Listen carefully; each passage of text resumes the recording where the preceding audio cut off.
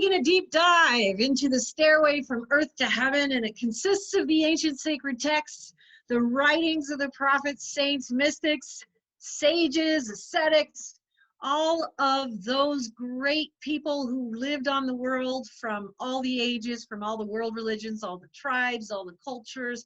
And we are traveling here because we want to discuss the evolution of the soul into God's many mansions through mystical training and out-of-body travel. And we're going to be traveling through the heavenly, purgatorial, and hellish realms with the goal of the purification of the soul, which requires us to understand what the defects, cravings, desires, fetters, and attachments are that prevent us from seeking enlightenment, which prevent us from attaining to union with God, prevent us from actually accomplishing the mission for which we were sent to this world in the first place. So this is really, really important that we travel here. So why are the ancient sacred texts so important? They are so important because the ancient sacred texts are the last words of the great souls that they left behind, of what they discovered before they left Earth for the very last time, which means they left the keys to what it is that we have to achieve here in this realm in order to proceed on higher as souls evolving through this material universe and into non-material universes, into the evolutionary spectrum of all life. And so this all culminates into a threefold path, which involves purification, discrimination, and discipline, which is what we're going to be diving into. And we are going to take with us my friend Brian Marilynn, who is also the producer of the documentary film, The Grand Phases of the Soul, which covers these three phases of purification, which are much more deeply outlined in one of my books, The Mysteries of the Redemption, a treatise on out-of-body travel and mysticism. So let's say hi to Brian. Brian, hi, thank everyone. You for joining us. My pleasure. It's an honor. Welcome, everyone. It's a very big honor to have you with us, and Brian's going to be really helpful because he's going to bounce ideas back and forth with me, as well as help us when we take our journey to the Pure Lands to meet with the prophets, mystics, sages, ascetics in their realm, which is a beautiful place to go, and we're going to travel there all together in a hypnotic journey later in the day. So thanks, Brian, for joining us. Is there anything you want to say about the documentary film that you put together for us, The Grand Phases of the Soul?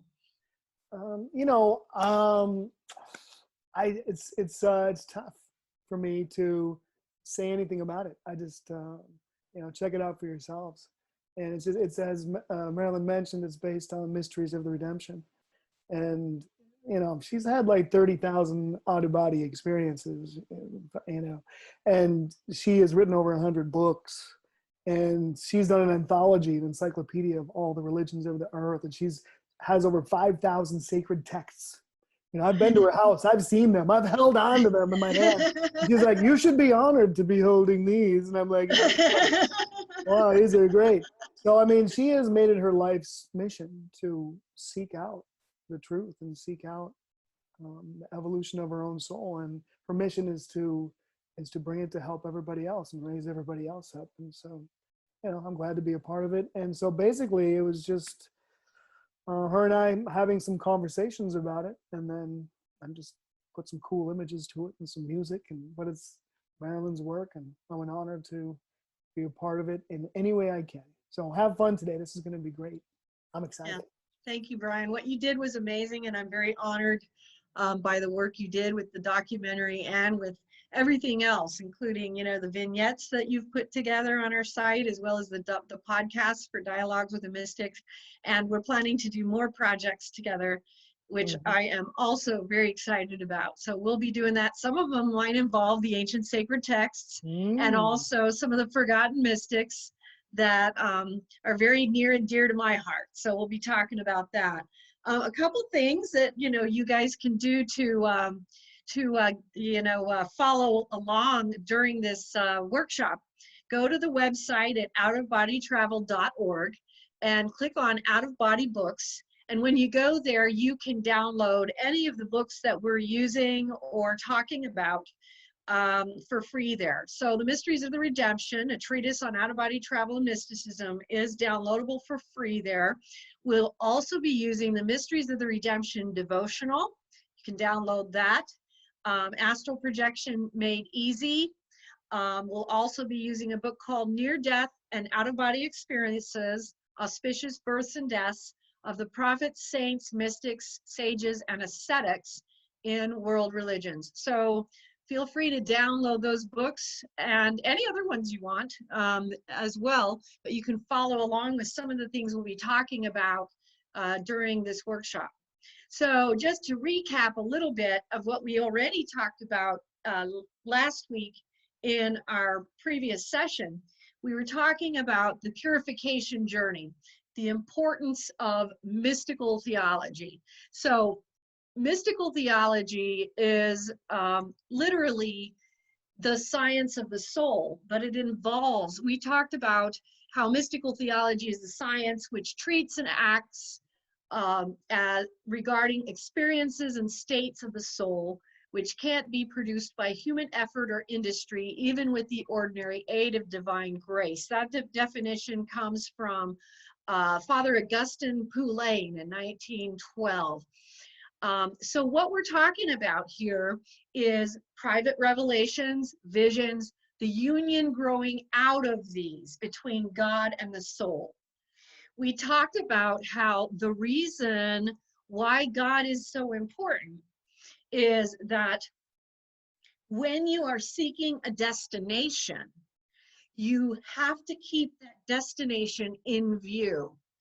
If you do not have a destination in view, you're like a buoy that is kind of floating around on the waves of the ocean and going where the waves may take you, where it will, where it may go, where the winds, where the storms may drag you. If you have your one-centered focal point, which in the case of the journey of the evolution of the soul has to be God, then you have a destination point, which despite the winds, the storms, and all these other things, you will still have this one direction that you are moving forward and going towards. And so that's what we were talking about before. It's so important that the person understands that you have to have this direction. So, you know, the contents of mystical theology, according to Augustine Poulain, are oftentimes doctrinal, but they're also experiential. So it's not only recording the experiences of souls who are mystically favored, but it also includes rules that are laid down for their guidance, which are based on the authority of scriptures, ancient texts, on the teachings of the fathers, on the explanations of mystical theologians, and many of them are also eminent mystical theologians. So rules and precepts are usually framed for the special use of those who have the occasion to direct souls in the ways of mysticism so as to preserve them from error while facilitating their advancement. Why is this important? This is important because the way of out-of-body travel and or mysticism can be fraught with error if a soul is prone to illusion or delusion. And we are all prone to that, especially in the beginning stages of our purification, because we are not aware or properly educated as to the types of things which can lead us astray.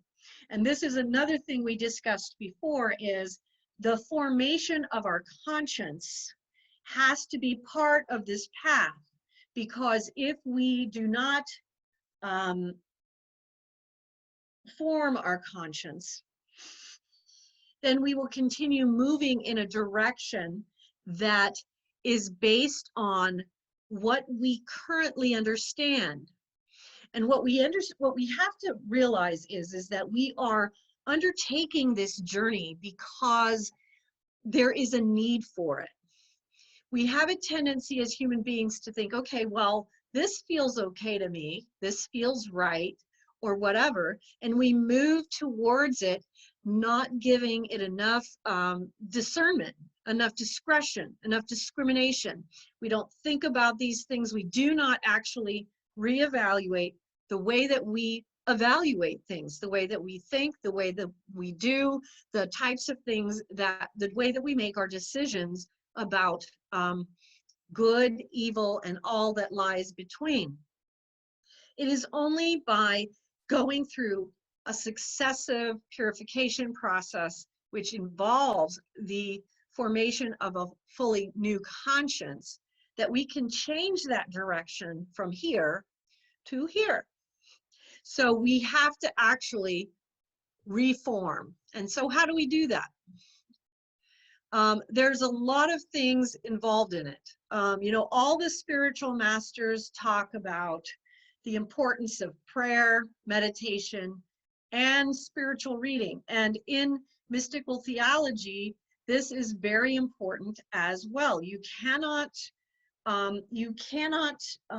reform a conscience without proper spiritual reading. So it has to be stuff that is going to direct you in a direction of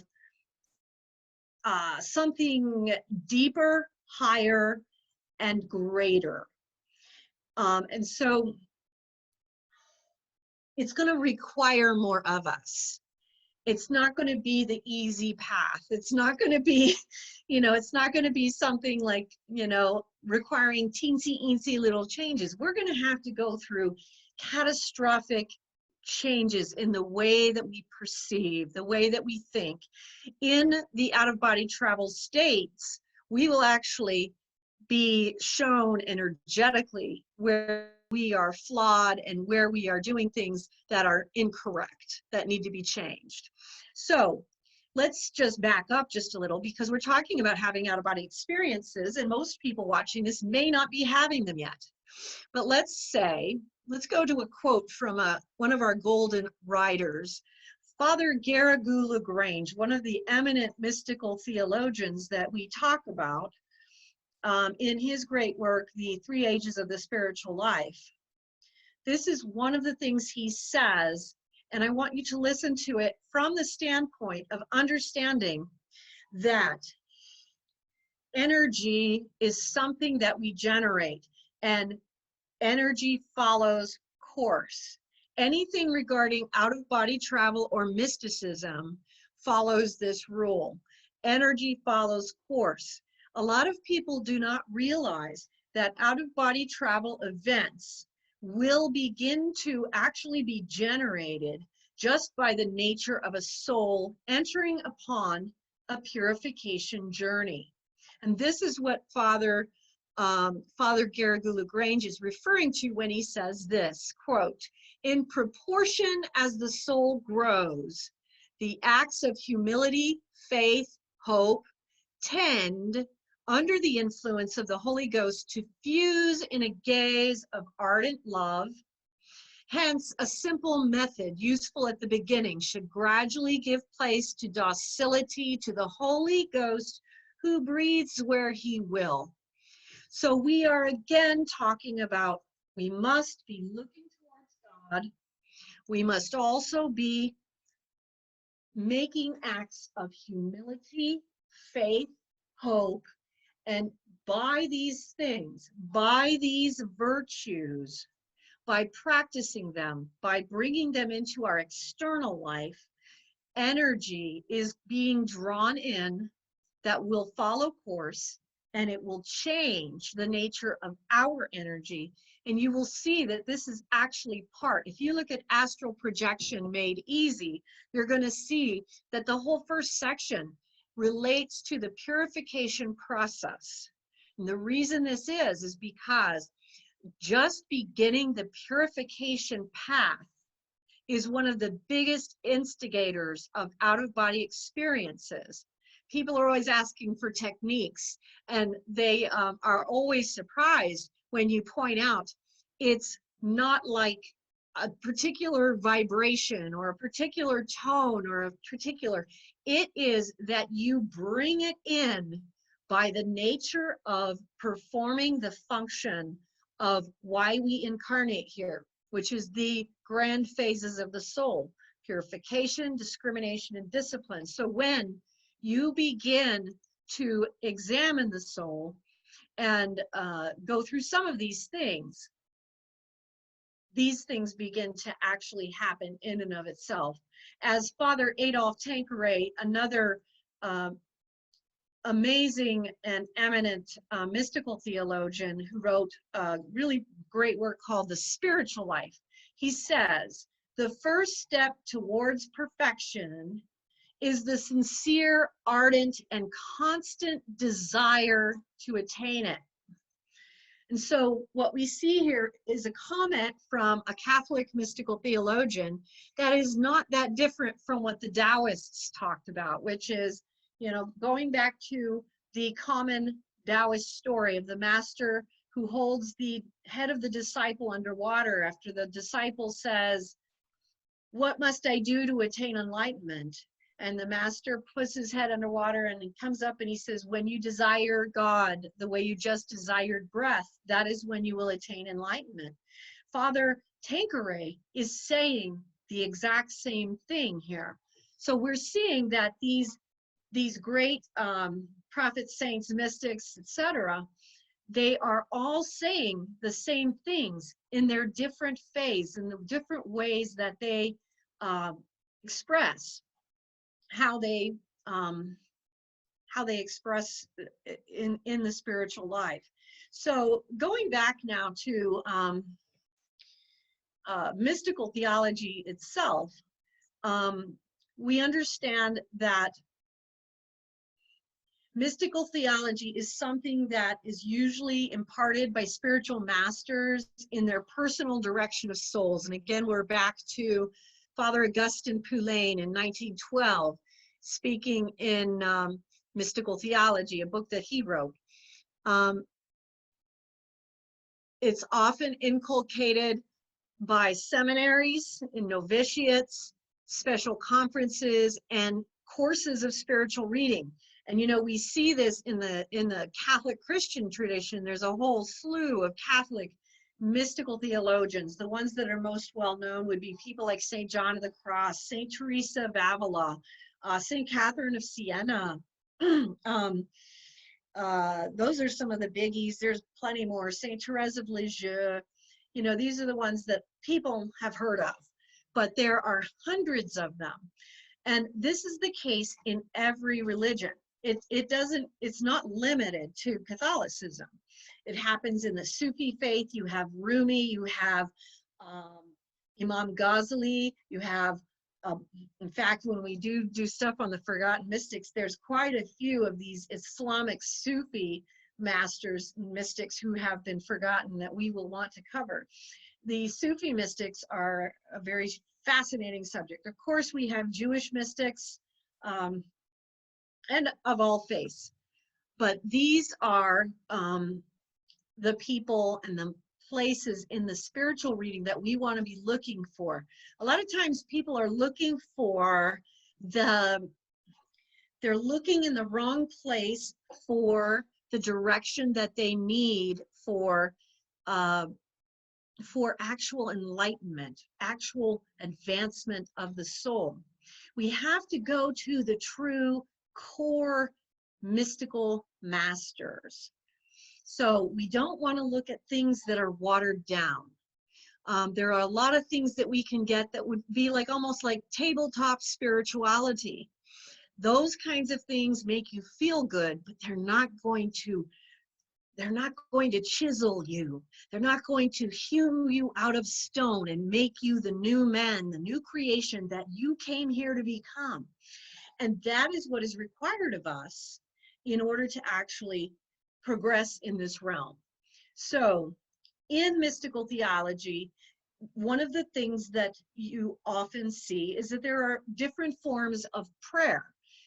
So you have the 4 ordinary forms of prayer: vocal, mental, affective, and the prayer of simplicity or supernatural prayer. The last form borders on the mystical, and the last form is often called active or acquired contemplation, and it is difficult to distinguish it from passive or higher contemplation, which is often associated with mystical union, according to Augustine Poullain. And so what is the difference between these? This is important. So you have vocal prayer, which is the kind of prayer that you do vocally, whether in public or in private, and it can involve the the prayers that are more written out for you, or more prepared types of prayers, things like the Holy Rosary. The Buddhists have prayers like these, the Om Mani Padme Hum, things like this, things that people do together.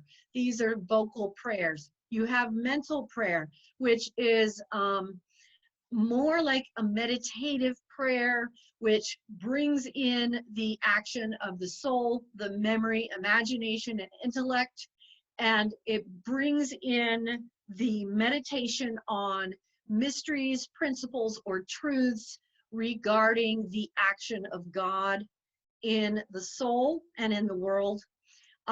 Effective prayer is a form of prayer that involves bringing in the emotions and feelings, and it's something that you often would be considered when you feel the Holy Spirit, when people are really feeling the Spirit, when they're praying, when they're really in the Spirit, so to speak.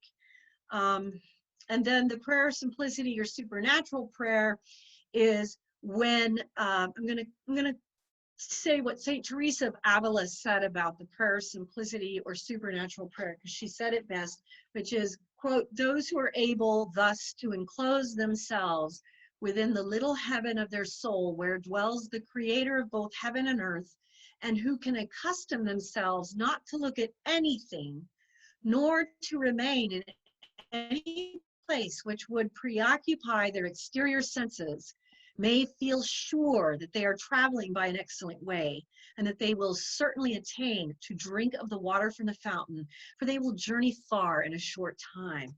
And so this prayer of simplicity, this supernatural prayer, is often summed up in simple words, where it's literally, you've brought this gaze of God inside of you. And literally you are able then, and this is what we're going to be working towards in our meditation that we will do later in the day, which is creating that sacred space inside of our soul where we meet with the masters and with our own personal master who's guiding us. But we also want to create this sacred place where God can reside within us at all times, that we can reach. We can reach it every time we seek to. We close our eyes, whether we meditate, when we go to sleep, when we're taking a walk. We want to create a place where God can rest within us, where whatever might be happening around us, there is a nest, an egg, a place that we can reach God at any moment. It's very important. Just any thoughts, Brian, while we're talking about that? No, everything's okay. Yeah, I'm just totally following you. I'm in. Oh, okay. And so, this is going on from there. Father Grau was a great mystical theologian as well, and he goes on to define this place, and this is how he puts it very well. It's from the Manual for Interior Souls. He said, "The truly devout man is a man of prayer whose sole delight is to be with God and to speak with him, and who scarcely ever loses his sense of the presence of God." Think about this, contemplate this, that wherever you are, the presence of God is never lost to you. And we'll go back to this after I finish this quote in terms of this thought. Not that he is always thinking of God, for that is impossible here below, but because he is always united to God in his heart and is guided in everything by his Spirit. To pray, he has no need of a book or of a method or of great efforts of the head or even of the will. He has only to retire quietly into himself. There he finds God, there he finds peace, sometimes a peace full of joy, sometimes a peace in spite of dryness, but always a deep and real peace. He prefers the which he gives much to God and in which he suffers, the prayer in which self-love is undermined gradually until it can find nothing to feed upon. In short, a simple prayer denuded of all images or of perceptible feelings and of all those things which the soul can remark or experience in other kinds of prayer. A couple of things in here that I just really want to pull out. So like when we're talking here, going up here to who scarcely ever loses his sense of the presence of God. This pulls me back to this practice of the Orthodox Christians who do, the practice of the philokalia, which is, they wanted to follow the admonition of St. Paul, which was to pray without ceasing. And so the Jesus prayer was born of this, which is, Lord Jesus Christ, have mercy on us sinners. No, sorry, messed that up. Lord Jesus Christ, Son of God, have mercy on us sinners. And this is a prayer that you can pray at all times in your heart, in your mind. And this is one of the ways that the Orthodox created to pray without ceasing. But what Father Grau is saying here is this quiet, and so was St. Teresa of Avila. Let's go back to what she said here. This little heaven of your soul. And I think that is so important for us to know that we can create a little heaven inside of our soul, where whatever might be happening around us, that will always remain. There was a few experiences that I shared in the Mysteries of the Redemption, where I was shown that there were some very privileged souls during the Holocaust who were able to do this. They were able to transcend, despite the fact that they were in concentration camps and enduring great, horrible, and terrible sufferings. They were able to be present with God even so during the entire time, and even then through their own deaths. And so there is an ability that we have, but it has to come from this understanding, this connection, and this focal point, this one-pointed attention that starts on God. This is where we begin. And so, the purification has to begin there. Now, one of the things here I also wanted to pull out was this, the prayer in which self-love is undermined gradually until it can find nothing to feed upon. I'm curious, Brian, if you know why I love that line.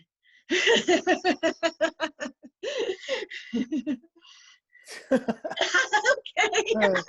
I don't know. I do. I could say volumes about that, but you go ahead and tell us. Okay, well, what you'll find in the Mysteries of the Redemption is that this is exactly how the process of purification works. We are shown incident by incident, piece by piece. We are taken apart. We are shown where we are selfish, where we have been unkind, where we have been unaware or insensitive. We become I'm going to go back to those exact words again, because that's what he's saying. He's saying our self-love is undermined gradually. It's done in a way that is so kind to us. It is so kind to us, but it's gradual. But until it can find nothing to feed upon, which is, it shows this miraculous beauty of what God can do when we allow him into the soul to do the purification process, because we can't do it.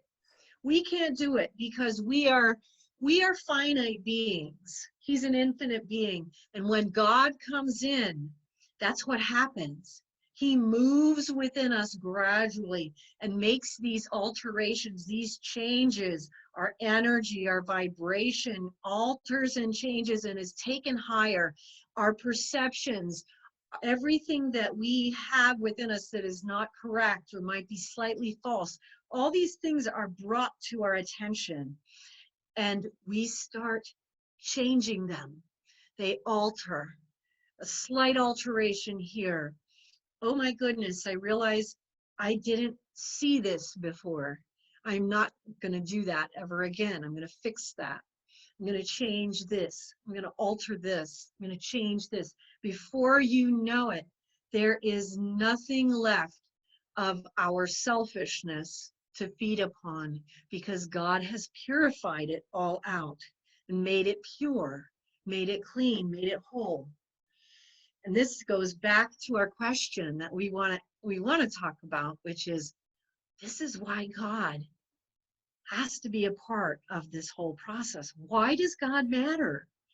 Because we cannot do this without God.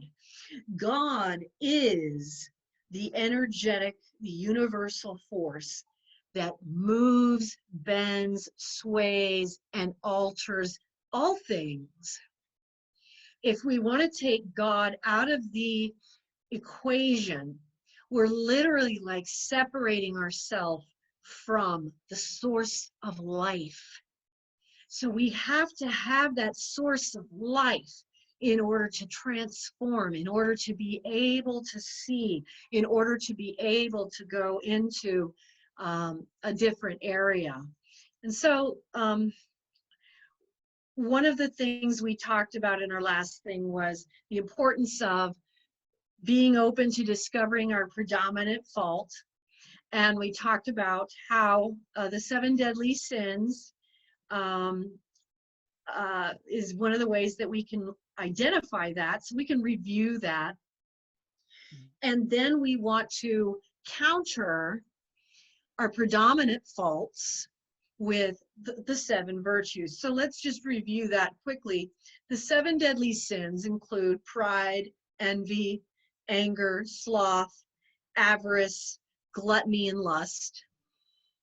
And remember, this is, just the 7 deadlies. There's all sorts of things that go below that. Same with the virtues. You have chastity, temperance, charity, diligence, patience, kindness, and ability. And what are you going to do with this? If you can determine what your primary sinful push might be, for a lot of us it's lust, then you're going to want to counter it with other virtues. So chastity, temperance, but you could add things like prudence, things like this, where you're going to start thinking of how do you counter the things that you struggle with. You're going to start looking at your flaws or your failings in a very non-judgmental way. You're going to understand that these are hindrances, these are fetters, these are things that hold you back. These are one of the things that I think is so important for people to understand, especially, about lust, since it's so common. And, it's interesting too, because our Blessed Mother, even at Fatima, said so many people end up hurling themselves into, the hell realms over lust issues. And she talked about that in 1917 in Fatima. So it's obviously a common sin that we all share. The thing about lust is that what's happening with lust is that people are seeking love. but they are seeking it falsely. And so what has to happen, let's take lust. Let's just take lust. So what has to happen if you suffer from lust, you have to start examining what is it that you are seeking. Because if you are seeking a dark version of sexuality, a destructive manifestation of sexuality, the ultimate reasoning behind that, you could find possibly leads to something related to, I'm really just trying to find love, but I'm doing it in a very self-destructive and mutually destructive way. And this is what we often find with a lot of these vices. Let's go to greed. Is there greed in there? Okay, so we'll use avarice because greed would be under avarice. So what happens in greed? People are looking for safety. They want safety. So I'm trying to, what I want to see here, and let me know if this is making sense, Brian. What I'm trying to show is that people are looking for something that has a noble purpose, but they are turning it into an ignoble one. So it's turning into the wrong direction. So if you're looking for safety and you manifest it as greed, then you are now excluding, others from that safety. Same thing with lust. You're looking for love, but you're excluding others from the true, you're excluding yourself and others from the true nature of eternal love. And so it's going into this destructive expression of love. And so the remedy for all of the 7 deadly sins, it always ends up in the same place. Someone is suffering from avarice and greed, and I'm looking here. The reason I'm doing this is because this is my one pointed direction where I'm looking at God. If I want safety, the only place where I am safe is here with the Lord. If I want true eternal love, the only place where that is to be attained in reality is with God. But what happens is in our human forms, we try to express these qualities in ways that are incorrect.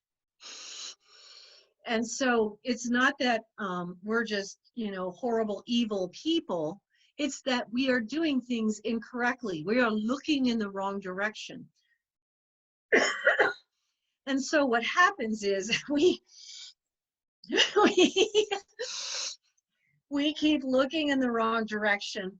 We are looking around us. We're looking in the material world. Sometimes we're looking below us. And we are expressing things in a very grounded fashion. Eternal love, karmic love, even demonic love are extremely different things. And that's why you can have lust, and then you can also have these higher expressions of love, and they're completely different things, but yet someone might be actually looking for the very same thing, but expressing it in a very dark manner. Same thing with greed. Yes?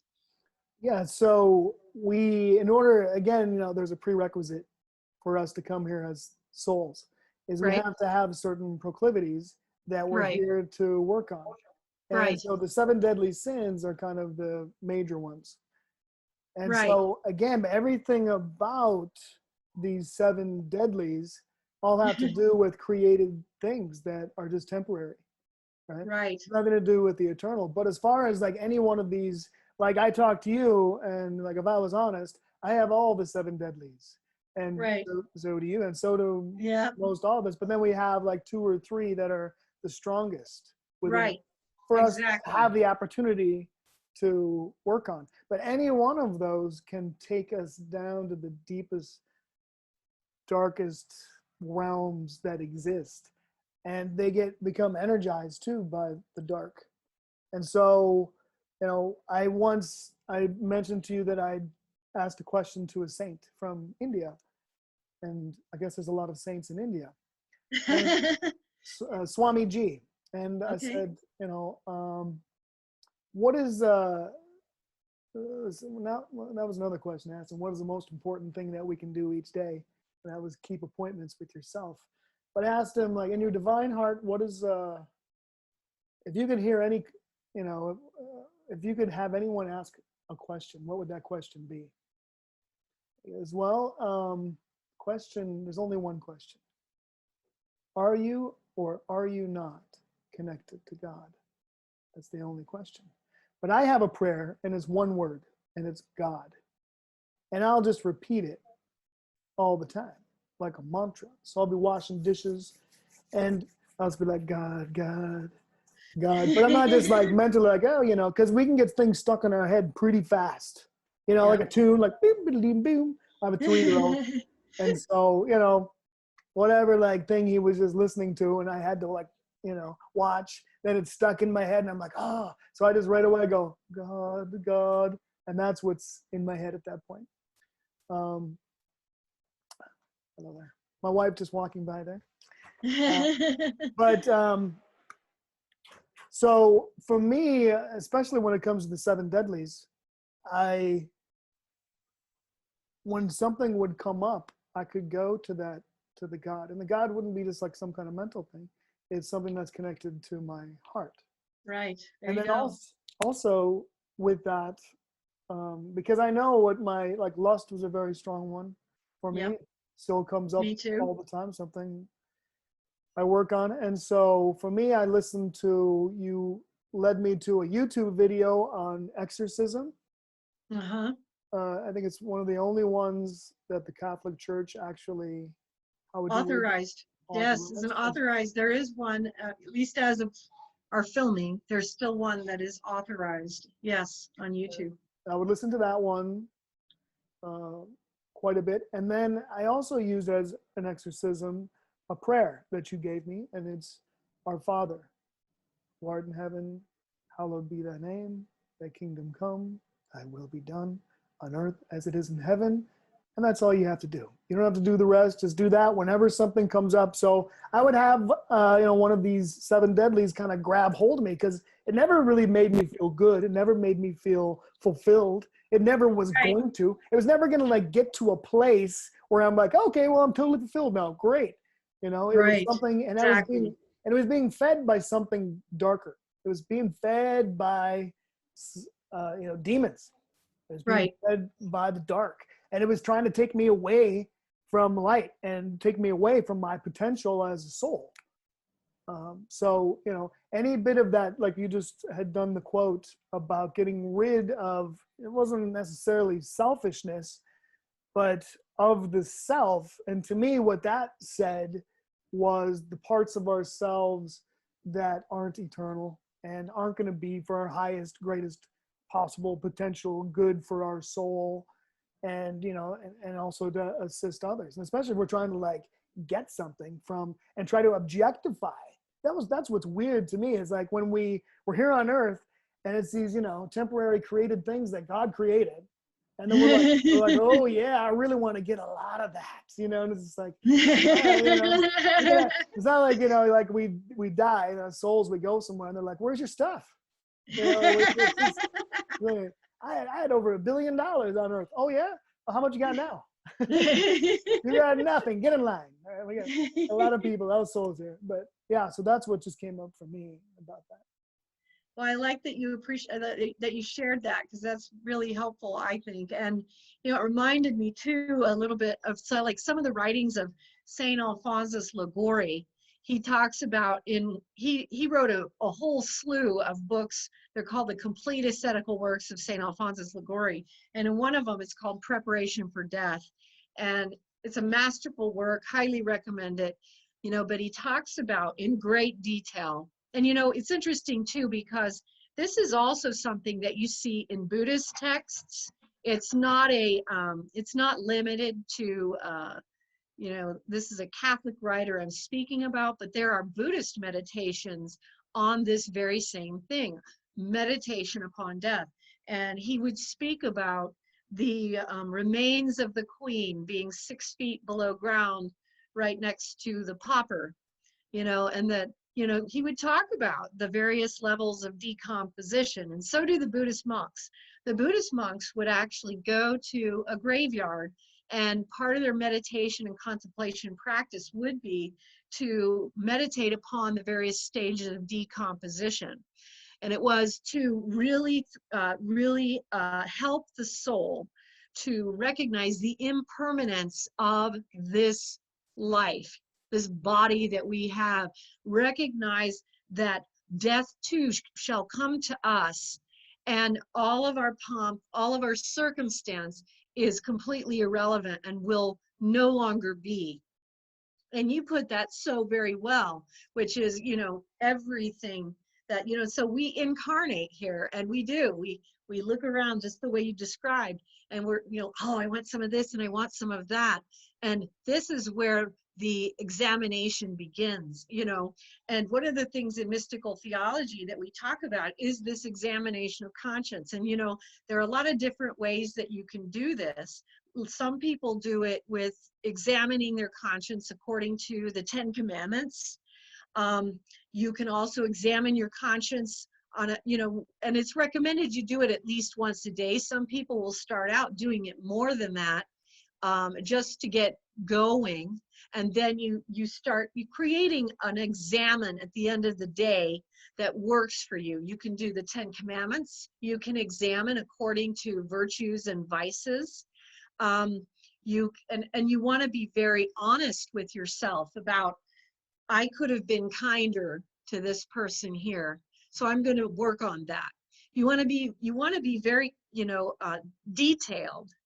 You know, you don't want to give yourself a pass. And it's hard to do because, you know, because like you said, and I completely concur, we all suffer from all of the deadly sins. And there are times when we do better, and there are times when we fall right back in, right into the pit, you know, and then we have to go back to what Mother Angelica used to say. The difference between the saints and us is that the saints just kept getting back up every time they fell.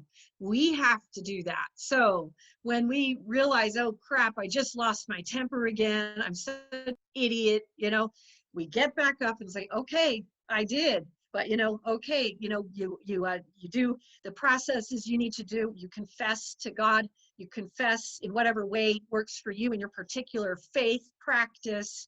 And you go through that examination and you do it again. You do it again, because this is how we break the habit of the various things that we do. And, you know, you'd mentioned also the objectifying, which is definitely a big part of manifest existence. We objectify money, we objectify people, and what we have to now then do in the purification path, we have to see everyone and everything in a completely different light, which is we have to look at all the people that we come in contact with as souls who we have to see them from the standpoint of, how am I impacting them to either forward their journey, their evolutionary journey, or to actually harm it? We have to look at financial means differently. We have to look at wealth differently, because we start seeing now that all things, all wealth comes and belongs to ultimately God.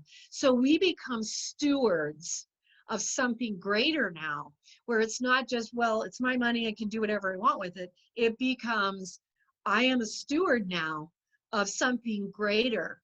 And while I am stewarding this wealth, you know, there's the parable of the stewards in the New Testament that people might refer back to, which is, while I'm stewarding it, I must use it for the most benefit. You know, we all have to pay our bills and get by, you know, but we also have to use not just our wealth, but our wealth of personal gifts, Just as, Brian, you have so generously given of the gifts that God has given you to work on creating the grand phases of the soul, the documentary, and the work you've been doing.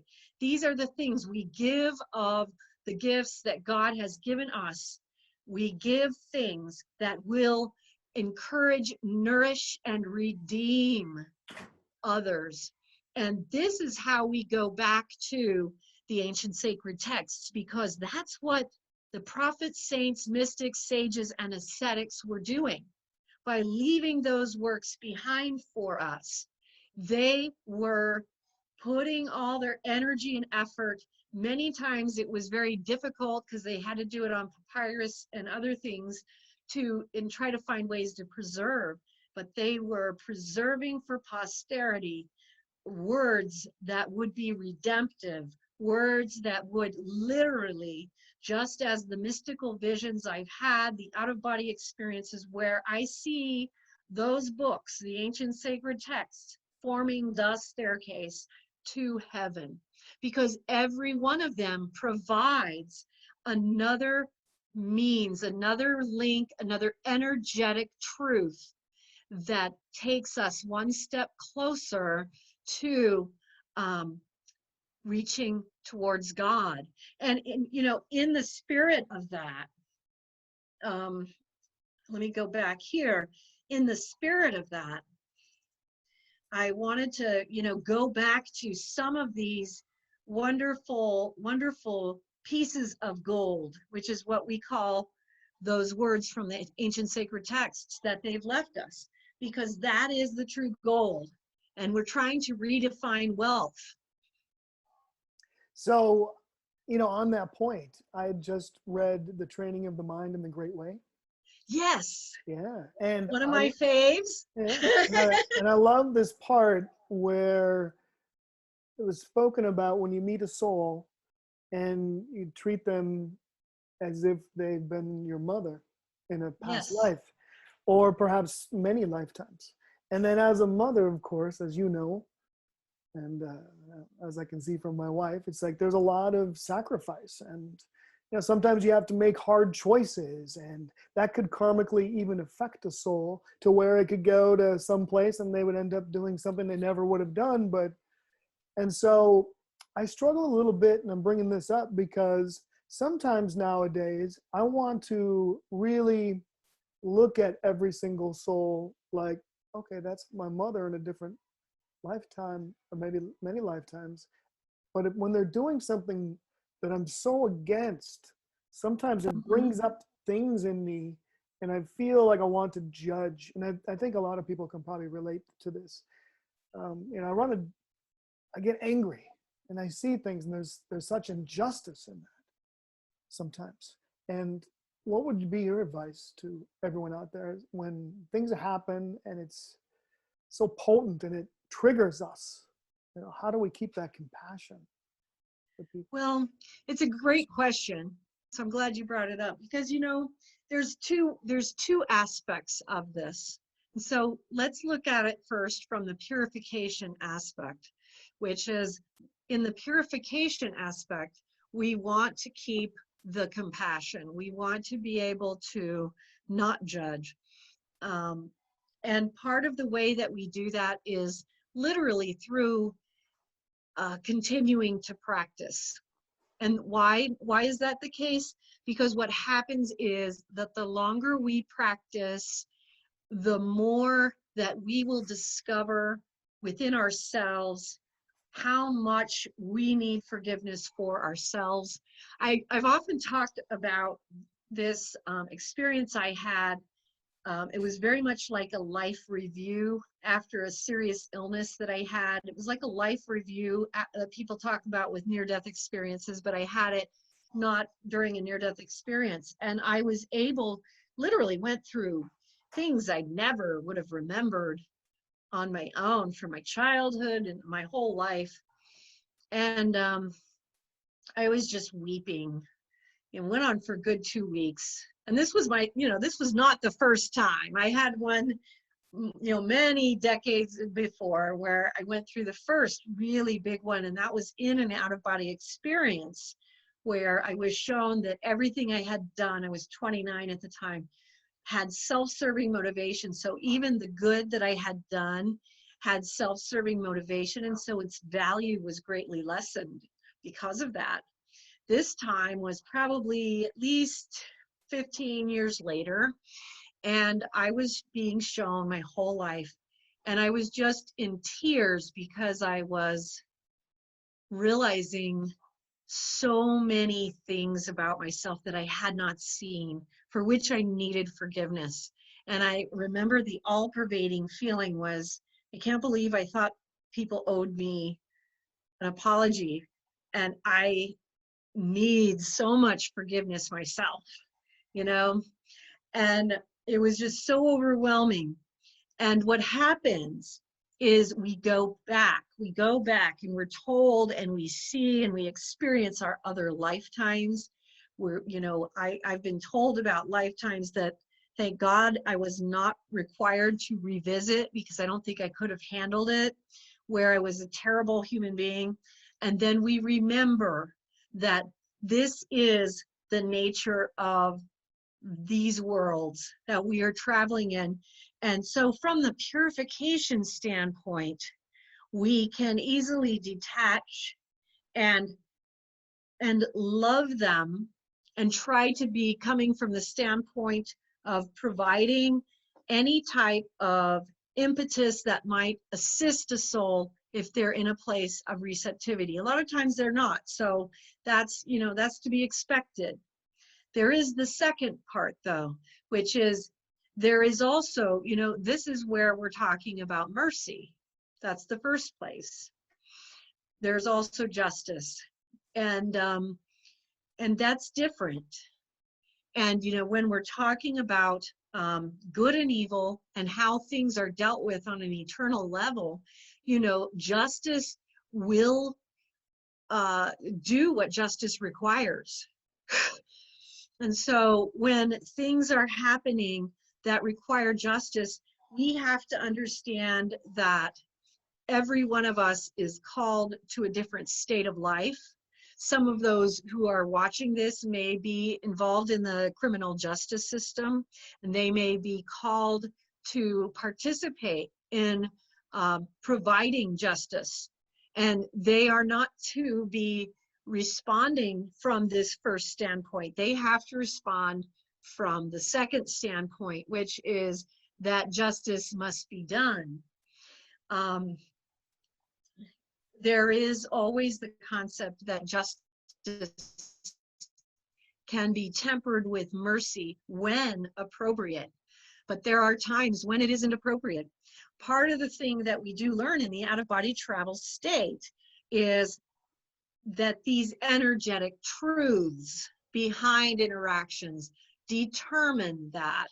So how does that determine it? Well, when you're dealing with acts of evil or just dark acts, different levels of darkness, you're dealing with sometimes karmic ignorance, sometimes just genuine ignorance, sometimes just simple darkness, and sometimes pure evil. With ignorance, you're oftentimes dealing with a karmic propensity that someone might have brought in from previous lifetimes. They have a habitual behavior that they honestly do not see in themselves yet. That is probably why they're here, to hopefully overturn and overcome. And that is still ignorance. There's also just ignorance, which we also struggle with to some extent, where we don't realize when we're being insensitive. We don't realize sometimes that we have caused pain or hurt. That is ignorance. Sometimes there's ignorance that causes great suffering. And we all know of things like this. There's also darkness, where people just do things that they know are wrong just because they like to. And then when you're dealing with pure evil, you're dealing with, I commit evil because I like to cause others pain. And when you're dealing with little areas of dominant darkness or pure evil, generally the way that the universe responds is simple justice. It's purely justice. That's not tolerated. And so when there are issues of ignorance involved, then there is sometimes are alterations made to accommodate that at times. It does not in any way change the fact that justice still applies to the areas of ignorance, because it does. But sometimes it's tempered with mercy, because we all mess up so much that we could end up accomplishing nothing. And so there are energetic alterations that either take place or people are given chances. And this is where things change. It's very difficult to understand the mind of a human being that is not our own, because what we don't understand is the configuration that every human soul comes in with. And so you can have somebody who is doing really stupid things that are really stupid, you know, and we can totally acknowledge that they're really stupid, but we don't understand why in terms of the karmic configuration. But we have to understand that energetically, God does. Now, you know, there's this karmic cycle that plays out, and a lot of times when people are just ignorantly doing a lot of dumb things, they just automatically get hit with their own ignorance. But what we have to understand is that this is a world where karmic delusion is more the norm than not the norm. So for people to become awake in this world is actually more unusual. So when you see a lot of that, people driving asleep at the wheel, that is kind of business as usual in a mortal realm. And it is very frustrating. It does not change the fact that what you are seeing is what you are seeing. And there's nothing wrong with having the ability to discern that that's wrong, that's evil. The difference might be when you're in this mode, the mode of I'm in the purification mode, which is okay, I'm not judging the fact that they're in this space evolutionarily where they just don't get it, you know. That does not change in any way what your response should be actually on the ground. If the situation requires that you call the police, you call the police. If the situation requires that they are prosecuted and put in jail or prison, then that's what happens. And that's not being unloving or unkind. Those are the just consequences of those actions, and that is as it should be. And this is where sometimes this can get messed up. And we've actually seen some of this recently where good becomes evil, evil becomes good.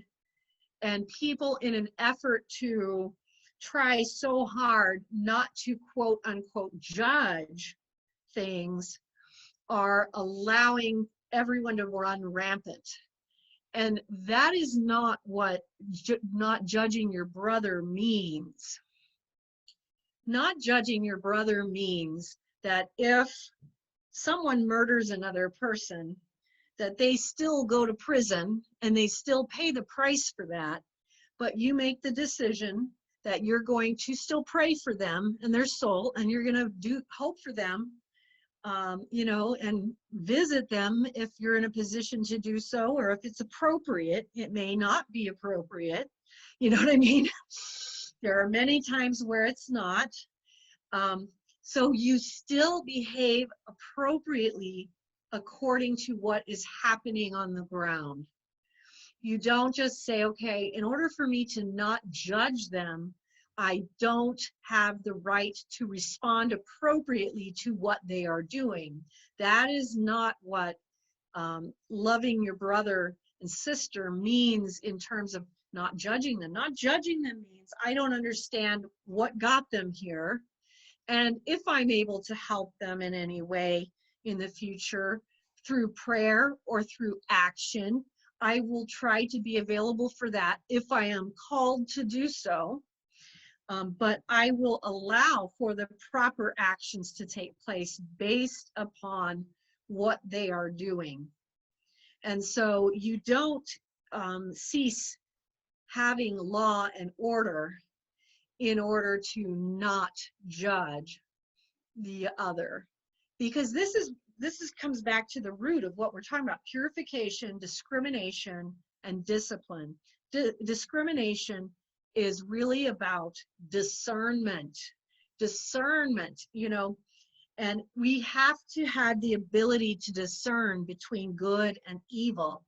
We have to be able to discern between something that is a positive action forward versus a negative action backwards, or something that will propel us towards an evolutionary goal, or something that will propel us backwards into the darkness. Does any of that help? Yeah, absolutely. Absolutely. Okay, and so it's important that we understand not judging our fellow man does not mean preventing the natural consequences of those actions from happening. That's where I think a lot of us get tripped up. The natural consequences need to continue occurring. We need to have law and order. It's okay that you can find the proper balance between, I don't understand why they don't understand why it's not okay to loot or riot or destroy in the streets, but you still can't do it. And it's a felony and they have to go to prison for that. It's still simple law and order. So what happens is, you know, so you can have compassion for the fact that somehow they're not understanding that. They don't have the boundaries intact that they need to have.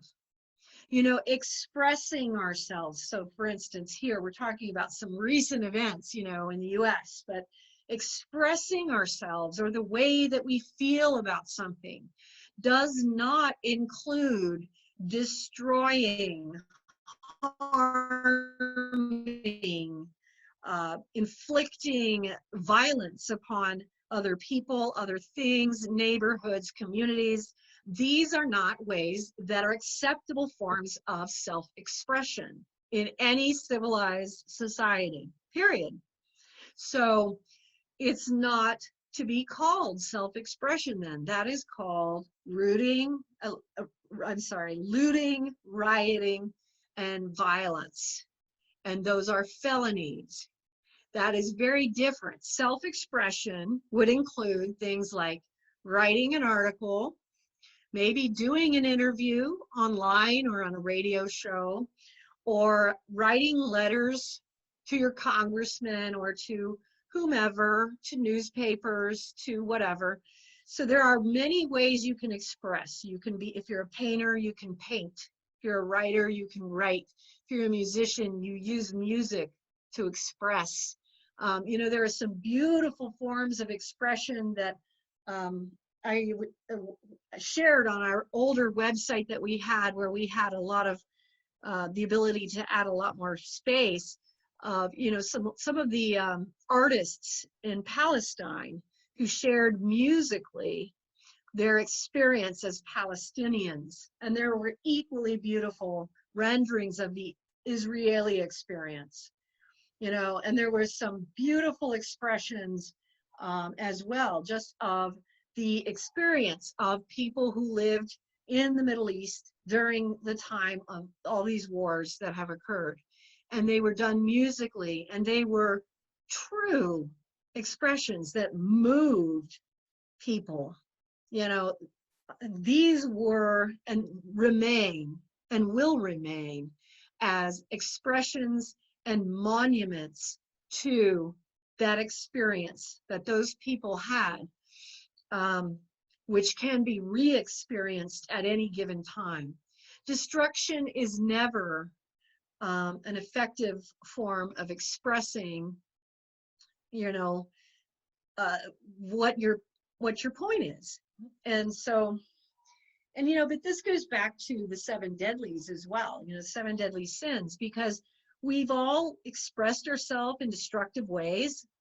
You know, we do that in our relationships with the people in our life. We get angry, we lose our temper, we do stupid things.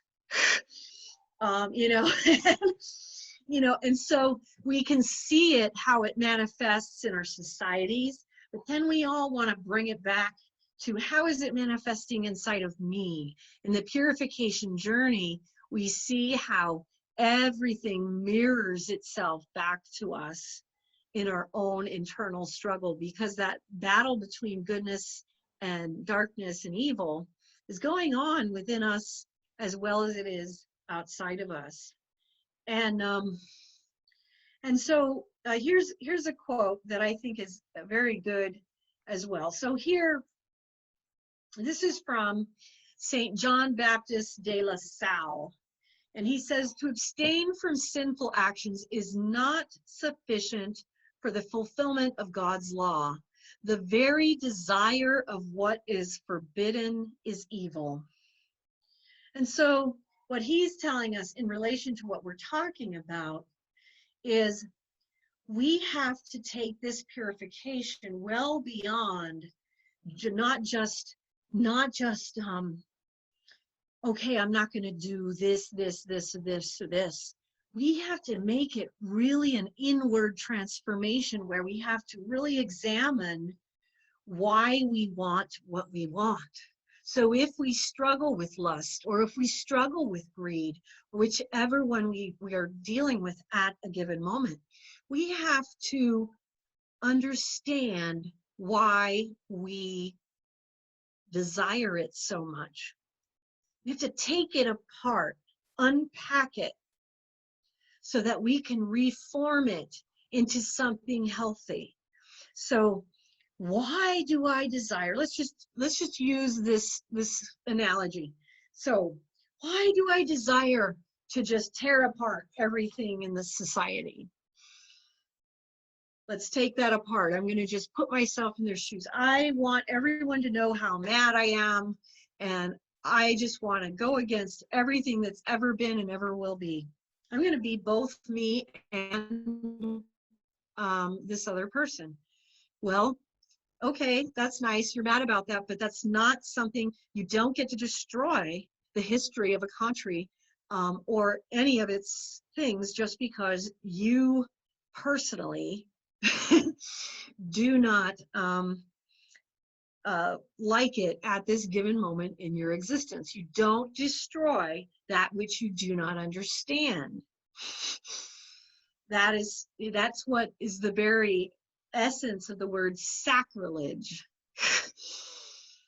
Trying to destroy something that you do not understand. And that's what we have. We have groups of people trying to destroy that which they don't understand. So how would they then actually deal with this? If, let's assume that they were willing, okay?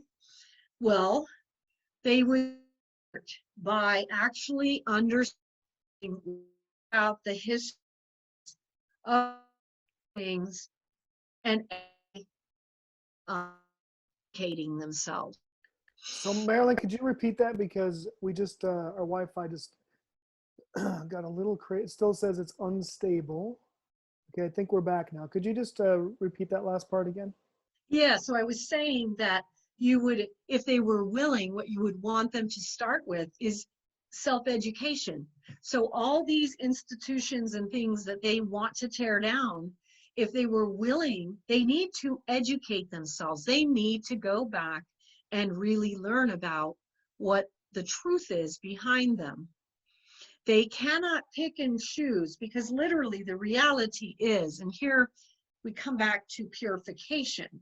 The reality is that every single human soul is a multifaceted creation. You can take any person from any period of time and you can pick at it. You can find something that is noble and of great value, and you can find something that you can say completely makes them worthless and of no value. You can do this with every person who has ever lived on earth. You do not have to invalidate great movements in the history of humankind by pulling out the failings or the flaws of individuals who did great things in other aspects of their lives and saying that they are now no longer valid, is showing a great sense of absolute emptiness within the soul of the person who is seeing it that way. Because what they're saying is that there is nobody who can reach a point of being of any value. Because what we do know is that they certainly could not reach a point where they would be considered beyond reproach now, because every single one of them has participated in the destruction of our society and our world, and they've participated in unacceptable and unheard of violence towards our communities and towards everything that our country holds dear, and towards every American citizen who disagrees with them. So what they're saying is that they themselves can never be redeemed, because these acts that they have committed in their youth disqualify them from forever being redeemed. So if any of them grow up, change their life, and go do something great, which is possible, they are saying that this moment in their life when they were behaving miserably, criminally, feloniously, would completely disqualify them from ever acknowledging any future accomplishment they could ever have. They themselves have invalidated themselves by invalidating the great and noble acts of others who came before them, and not understanding the horrific thing that they are doing to the history of our people, that they have no right to do. They have no right to do this. But do you see what I'm trying to get to here? Which is, because this is very much related to the purification path, which is that it is impossible for anyone to live up to that standard. There is no one who can. Even the prophets, saints, mystics, sages, and ascetics, if you tear apart their lives, and I have the texts, you can find they made mistakes. They did things that are questionable. They had moments in their lives where they did things that they regretted later. They had youthful moments of ignorance where they did stupid things. All of these things are part of our human condition. So you cannot go back and literally just take a person and say, I found a fault or a failing, and therefore they are of no value. Because what they are doing is they are saying that their judgment and their discernment is greater than that of God himself. God is the one who has determined that we are all of value. And we are all of value because, remember, God created us this way. He created us this way. He knew that we were fallen beings and that we were born with a sinful nature. So God understands that more than any of us do. He understands why and how he created us to be this way. And this is why mercy is given, because this is the nature of how we were born. It's our innate nature, God created. So we have to understand that no person, even somebody who may have done something heinous or horrific, is defined by one moment in time. We are all defined by many, many things. The energetic moments of one life, the energetic moments of many lives. I myself was told that I had been responsible for the deaths of many, many people in a lifetime that thankfully I didn't have to travel into or re-experience, where I was some type of a conqueror. So this humility that emerges and comes forth when we realize we too have been there. We have all been there. And thus it is our responsibility to continue rising ourselves, because that is how we pull that inflow, because energy follows course. That's how we create a pull in this realm for others to move forward as well.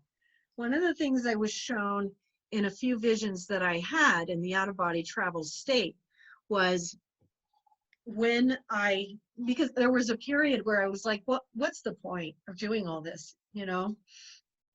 And I was shown that as I was moving forward on the path, that I was literally providing the energy and the source for others to move forward to.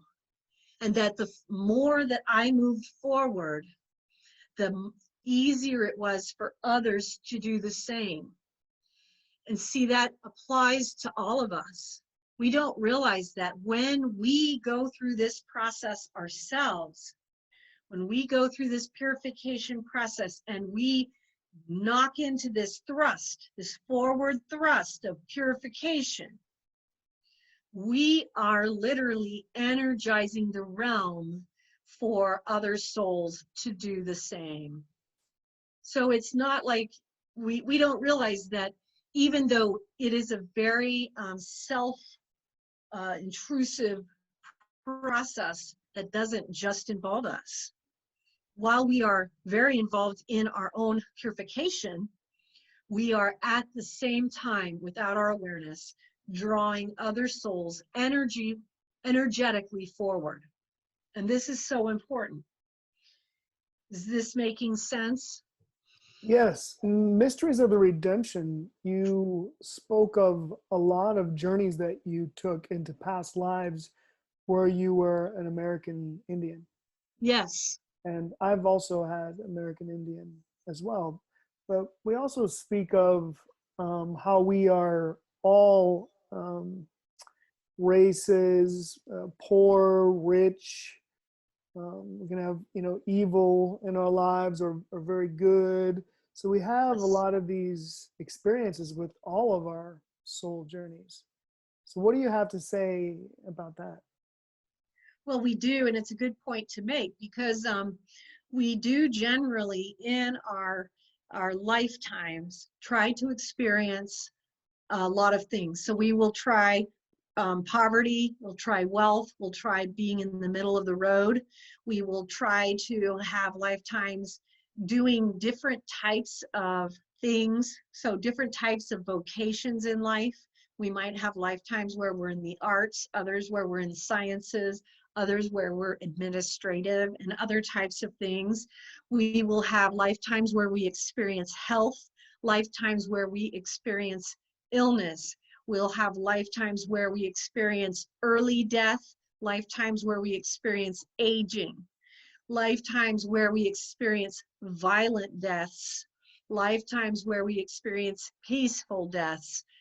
It runs the gamut. And yes, we do. We travel through many races and many times. And this is one of the interesting things about this too, that you learn in the out-of-body travel experiences as you travel through your past lives, is how irrelevant race is and how it becomes just kind of an afterthought, because it really is just an experience of a different culture. That's what we're doing. So we're traveling through, like, okay, so I'm going to have an Asian lifetime. I'm going to have a lifetime in New Zealand. I'm going to be an Aboriginal in Australia. And I had a lot of native lifetimes in the Americas, and also, lifetimes as a white settler. So I was on both sides of that. We experienced the dichotomies. And, that is how we do it. I've had lifetimes as a Black slave. I do not recall being a Black slave owner, but I wouldn't be surprised if I had been, you know what I mean? Because I haven't seen everything, Actually, you know what? Let me take that back, because I did have a lifetime where I was married to a Confederate soldier. So I don't know that I was a slave owner, but I was definitely pro-slavery in that lifetime. Mm-hmm. So, and it was pointed out to you by Chief Joseph. Yes, he pointed that out to me to point out, because I was really shocked by it, that I was pro-slavery in that lifetime, that my husband was a Confederate soldier. And it shocked me that I would have a lifetime where I would have that view. And he said, is it possible that if you had this view in this lifetime, that you might have some views in your current lifetime that are not life-giving, that you have not yet identified? I guess so, and this is kind of where, the discrimination pathway began. And then you start being shown things that you may not have seen properly. And this is where you learn about energetic law, about how, like, for instance, one of the energetic laws that was shown to me was the moment you violate the life of another soul, you immediately rescind the right to your own. And so this was a really important eternal law, and as it applies to us in this world, because this has become very, very shady in that there is so much where people do not realize that you cannot put yourself in a position of violating the life of another soul. Yeah, and this was in relation to, as to, by being involved in violent actions, by being involved in things, you immediately, when you get involved in like a violent action, you are placing yourself in the position of knowing that you could imminently place other lives at risk. And so you have to accept the consequences of that. The consequences of that, when you are choosing to be involved in violent actions, even if you call it peaceful, words don't mean anything. The true energy behind it is what matters in the eternal. So if you get involved in violent actions and you place other people's lives at risk, you are no longer protected by eternal law. And so you are taking your own life into your own hands at that point. So there are eternal laws you learn about as to how these things actually work.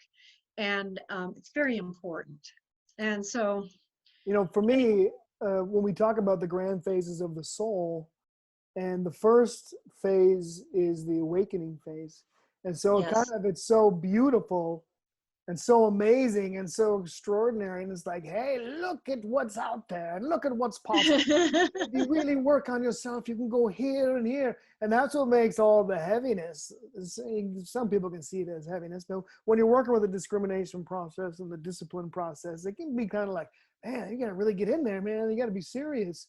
But if it weren't for that awakening phase, which keeps coming in and out, weaving in and out of the discipline and the discrimination, if it wasn't for that awakening and like, wow, this is incredible, then, you just get like, well, like, this is too hard to work, man, I'm giving up. But it's that awakening from the first phase that just makes us go, okay, this is why we do this. All right, let's get in here, get our hands. Well, and what's happening there too is when you're going through the awakening, yes, you are receiving so much.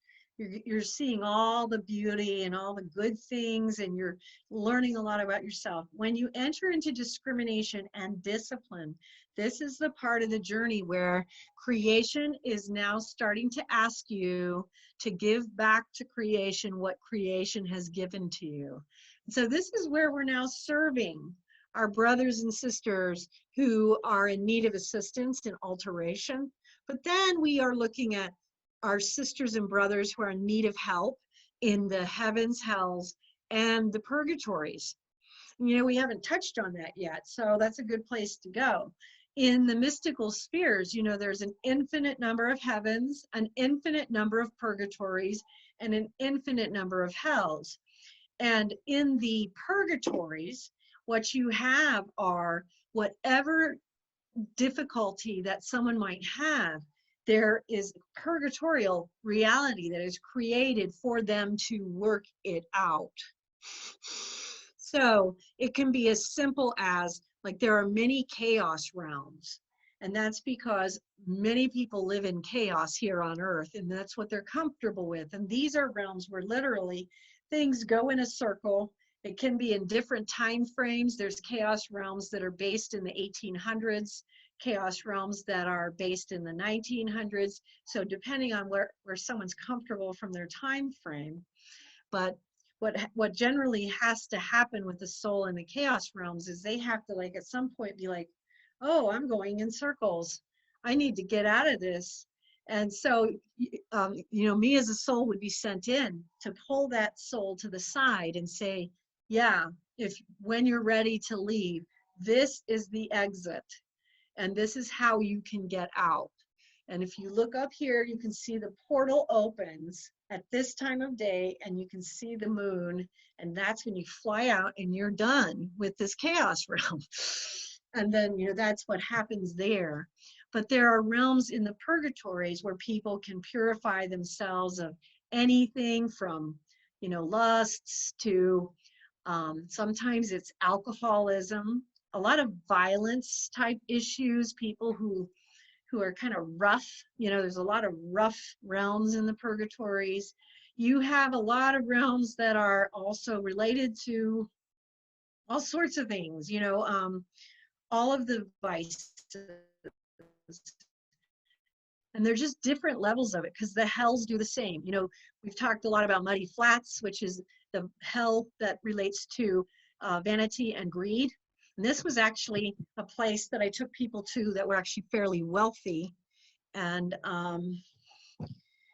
it's a pretty gnarly place, a muddy little cave in the deep core of the earth types of an environment. But what happens is, in the out-of-body travel state, our sins, our attachments, our fetters, our cravings, the things that we crave that are not God, weigh us down. So when we leave the body at death, whatever we are compatible to is where we end up going to. And there's this weight to our soul that is related to whatever those attachments are. And that's what this purification is all about. So, so these attachments can be to people as well. It can be attachments to certain behavior. It can be attachments to any kind of lusts, violence, greed, avarice. It can be attachments to anger and hatred, rage. It can be attachments to lying, deceit. It can be attachments to money. It can be attachments to the way that you look. People don't realize, you know, we forget that vanity is one of the deadly sins. And so we forget that that is a deadly sin. So these attachments that we have to personal appearances that are excessive, those are actual attachments that weigh us down as well. So it's not just the lusts, but it's also the vanities, things like this. Go. So, you know, once we pass from this physical body and we're attracted, you know, energetically, we're going to go to that place where we vibrate with, right? Right, And exactly. so once we're there, though, it's not the same energy as the realm, this mortal realm that we're in now, where we have more choices. Once we're in that energy of when we pass and we are attracted to that space, then it's a little more difficult, right? To work with what the fetters are of our soul, because we're actually really in that energy. Then it's like, oh, here I am. So even like our thoughts and everything are kind of affected by that. So we're kind of locked into it a little bit more, wouldn't you say? You said that very well. Thank you, Brian, for that. Because it's like you've chosen it at that point. So, you know, when we're in the physical body, we have these choices to us and we have options, you know, and so after we pass, we then, you know, we literally resonate to what we are compatible to, and we go to what we're compatible to. And so we are surrounded by, you know, so there was this one purgatorial realm that I went to where it was just people who were just into an inappropriate and destructive lust. And so it's almost like a ballroom, and they're all engaged in the exact same type of inappropriate lust towards one another. And so because of this, it's very hard for any of them to actually break free of that mindset, because they are all surrounded by it. That's all they see. So the only thing that can break through is when a soul then has an independent thought and they're like, but I don't want to be here. There's probably a higher way, and they pray to God for assistance. And literally the moment a person prays to God for help, he sends it literally instantly. And that's when a soul is sent in. And that's where out-of-body travelers like myself and all of you and you will be sent in to render aid, to help a soul to go to a higher level. So these attachments they're like tendrils that hold us to the ground. And part of the reason when we leave this earth, we want to be so light that we just rise up to meet God. And so you brought up something interesting, because we give permission. We give dominion to the dark when we're involved in things that, you know, let's say 7 deadly sins. We're basically going Yes. like, yeah, I give you full permission. But when we talk about like Archangel Michael, and you talked about, because I haven't seen him, you have, and you're like, whoa, once you've seen him, you know you've seen him. He's a giant. But like, he can just like send a demon back to hell just by like a thought, or just like a boop, like instantly. But there's free will. And it's for us to play it out ourselves. Right. But as soon as we're like, hey, I don't want this attachment, I don't want this darkness, you know, hey, Archangel Michael, can you help me out, buddy? Then he'll be like, yeah, sure, bing. If, you know, right, if we totally want to, you know, truly let go of that. There's a merciful God. And so, but if we are involved in that and that's our choice, then God's going to let us do that. But as soon as we Well, want to get out yes. of it, like, hey, help me. Well, and there is a lot of prayer involved. And, you know, the purification process is a very prayerful process. It's very important that we realize this, because that is part of, you know, we have to receive grace, and grace comes from the Holy Spirit.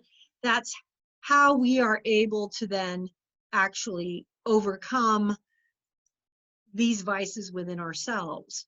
You know, in the King James Bible, it says, in a dream, in a vision of the night, when deep sleep falleth upon men, in slumberings upon the bed, then he openeth the ears of men and sealeth their instruction.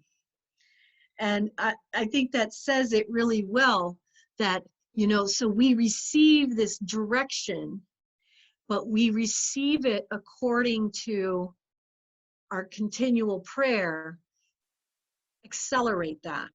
And, we either energize or de-energize this purification process by our actions. So when we receive correction, do we respond to it? Do we examine what's been presented to us to examine? Or do we just ignore it? If we, so we are energizing whether or not that instruction continues.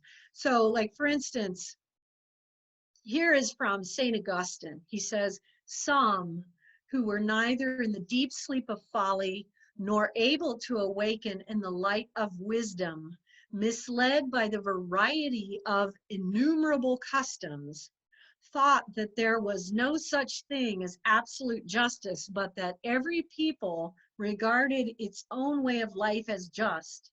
They have not understood that, quote, what you do not wish to have done to yourself, do not do to another. When this idea is applied to the love of God, all vices perish. All vices perish. And this is, so, what is he saying? He's saying, we want to, in our slumberings, because he's referring back again to what we said in the King James Bible about God sealeth our instruction in our sleep at night. We want to start with the idea of do not do to others what we don't wish for them to do to us. And so we start there. And when we start with that, and when we apply that idea to God's love, our vices perish of their own accord, because it's the natural result of that understanding taking root, taking a hold deeply within our soul, in our spirit. And so this is, the quantum part of the purification path, which is where we are trying to let new things take root within us that are very important to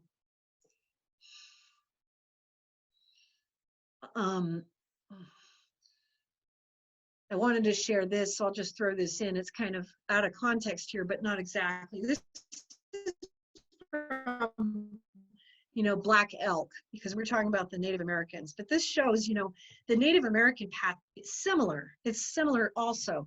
And so he says this in his ceremony on the sacred pipe. He says, as the door of the lodge is opened, all the men cry, hi ho, thanks.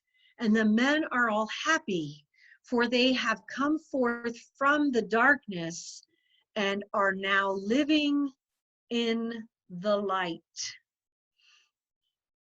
And this is what all the mystics say.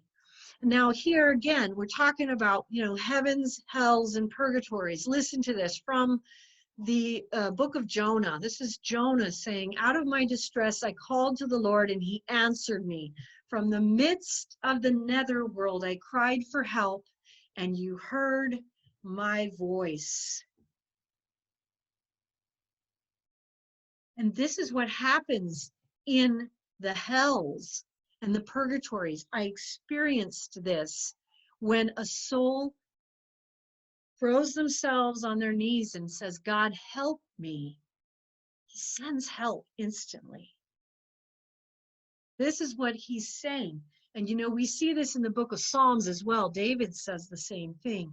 No matter where I am, this is so important. No matter where we are, if we find ourselves in hell itself, you cry out to God and he sends help. Why does God matter?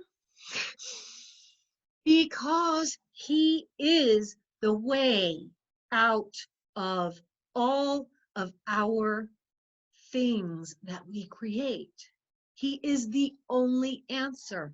You cry to God. You don't cry to, you know, it's funny, I had an experience one night where I was experiencing this, because when you do spiritual warfare, you learn very quickly that you're asking for Jesus Christ, for the help of Jesus Christ.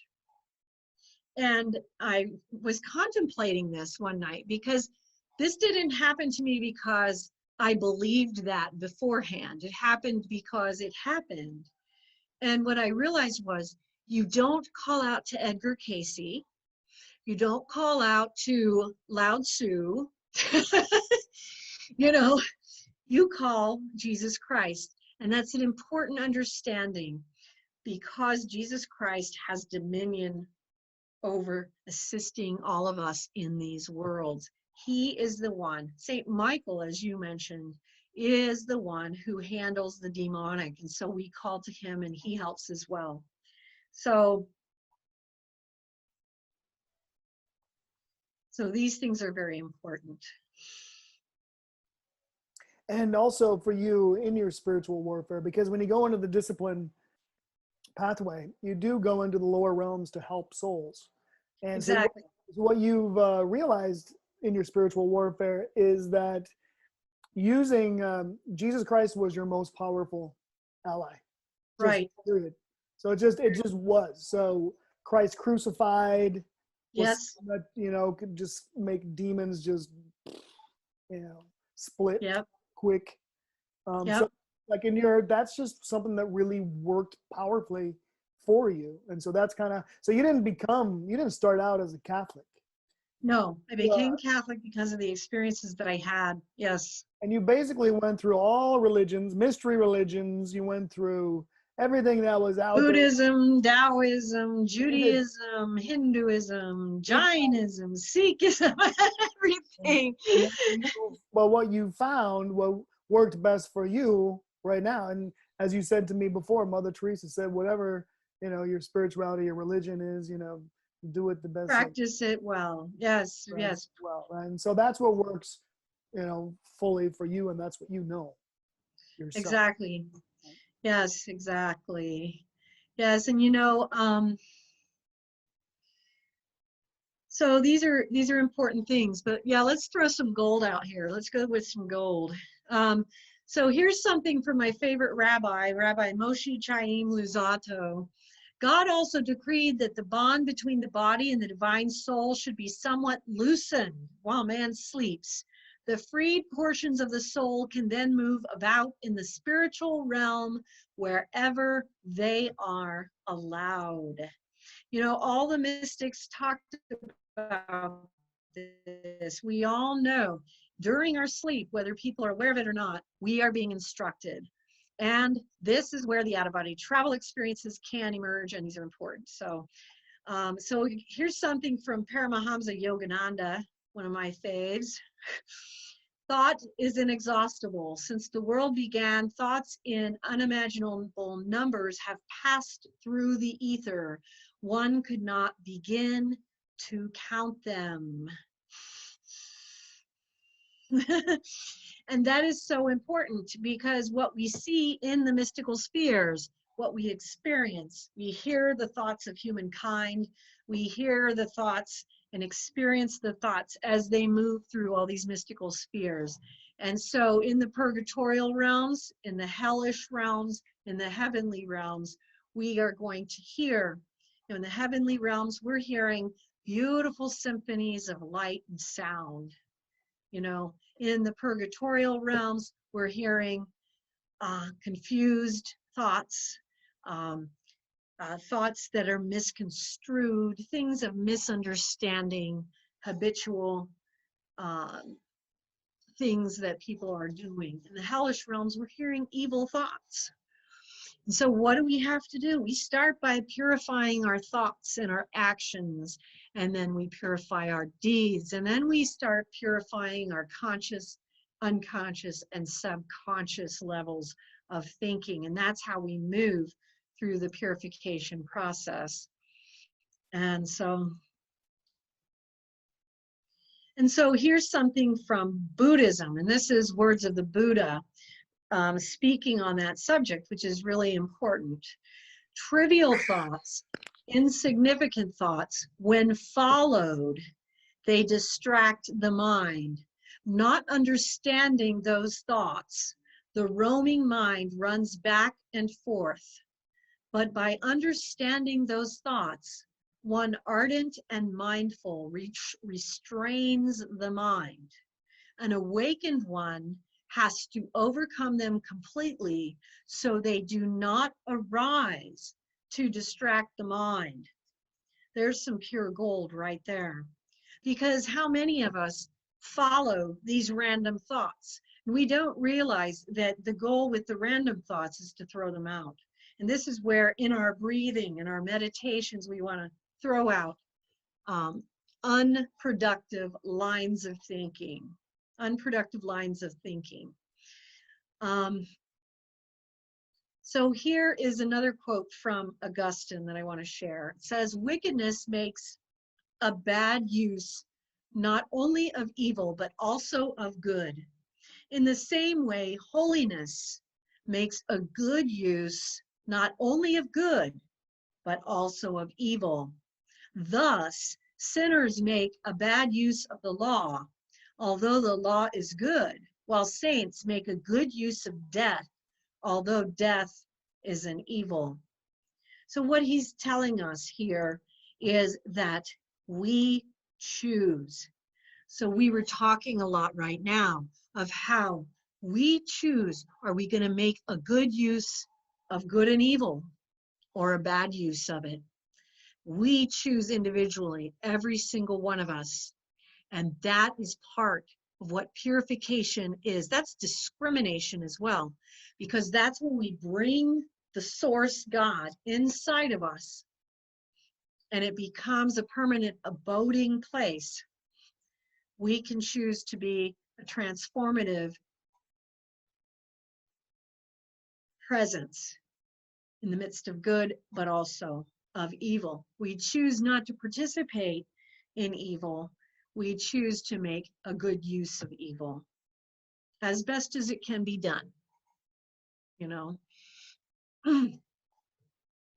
And so here's something from Paramahamsa Yogananda, which I think is really important too. He says, the caravan of my prayers is moving toward thee.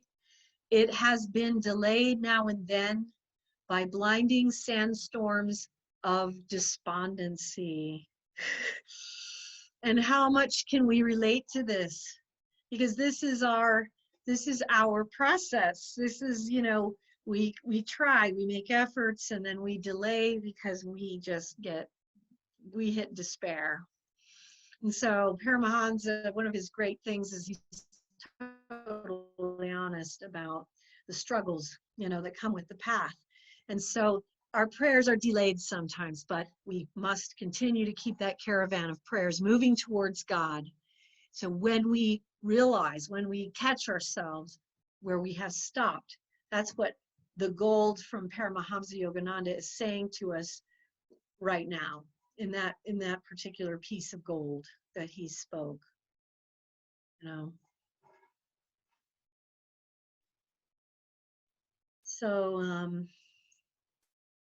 So one thing that it says in the Talmud, it says, if a man wishes to travel a certain road, heaven guides him to it. This is also what we're talking about. We are energizing where we're going. We are making a choice of our direction. We're choosing, I'm going towards God, the source. And every single action we take in that direction, the purification pathway, is us deciding that we want that path, and then heaven guides us to it. But if we choose something else, we end up going another way, but we have chosen it nonetheless. Do you see?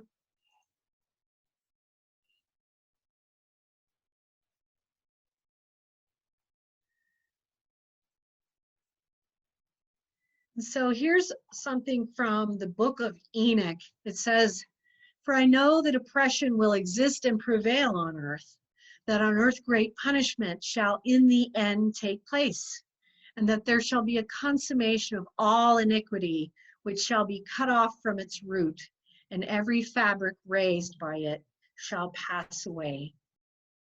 So what this is telling us is that the condition of the mortal realms is always the same. There will always be these battles between good and evil in these mortal realms. So we know that this is just the nature of these mortal realms, but we are to rise above, because it shall pass away by us moving above and beyond it, not by us choosing to be a part of it. We have to move above, and that is through purification that we do it.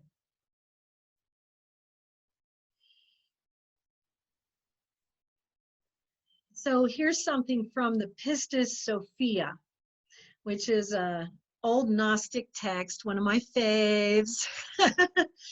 And it says, in this particular text, these are the words of Christ. Of course, this is a text that has some questions as to its authenticity, so I'll just make sure that that's clear. But in this text, this is Christ speaking. It says, "There is no mystery which is more excellent than these mysteries on which ye question, and that it will lead your souls into the light of lights, into the regions of truth and goodness, into the region of the holy of all holies, into the region in which there is neither female nor male, nor are there forms in that region, but a perpetual, indescribable light." And that's where we're going, Brian. That's where we're going. And here is an excellent summation of what the purification pathway is from the Upanishads, which is a Hindu text. "The immature run after sense pleasures and fall into the widespread net of death. But the wise, knowing the self as deathless, seek not the changeless in the world of change." So we're seeking that which is eternal in the world of the eternal. We're not trying to make something that is mortal, something that it is not. We cannot make mortal things provide for us the immortal need that we actually are seeking. The love of God cannot be replaced by the love of men. The safety of being in the heart of God cannot be replaced by the safety of mortal greed or mortal wealth. All of these things have to be sought in the changeless. That's what the Upanishad is saying there.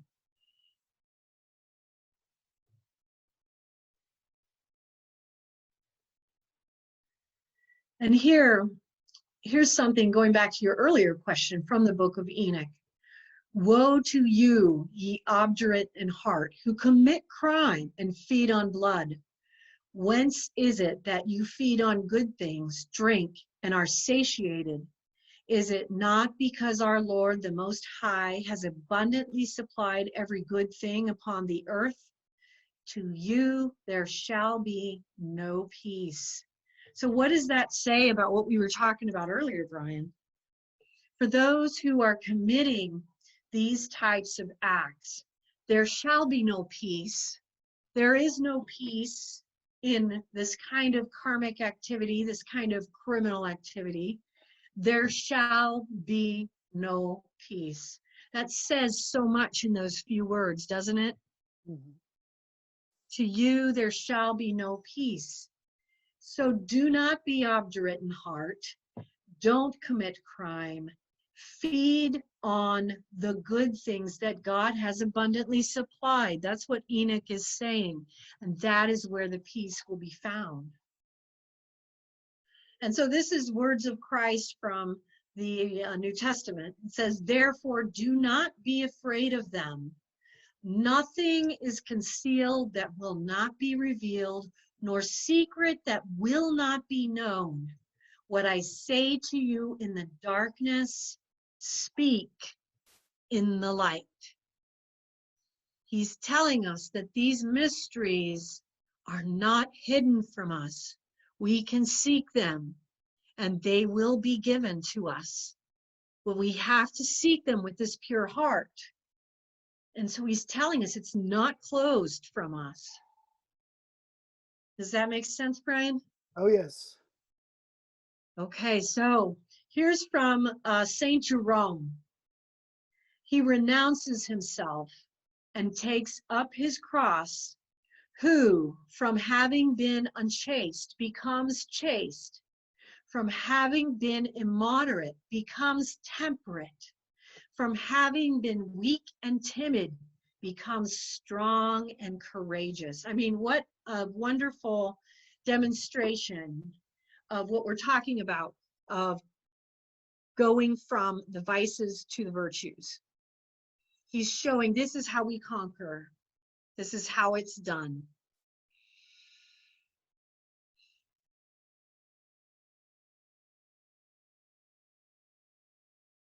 So here,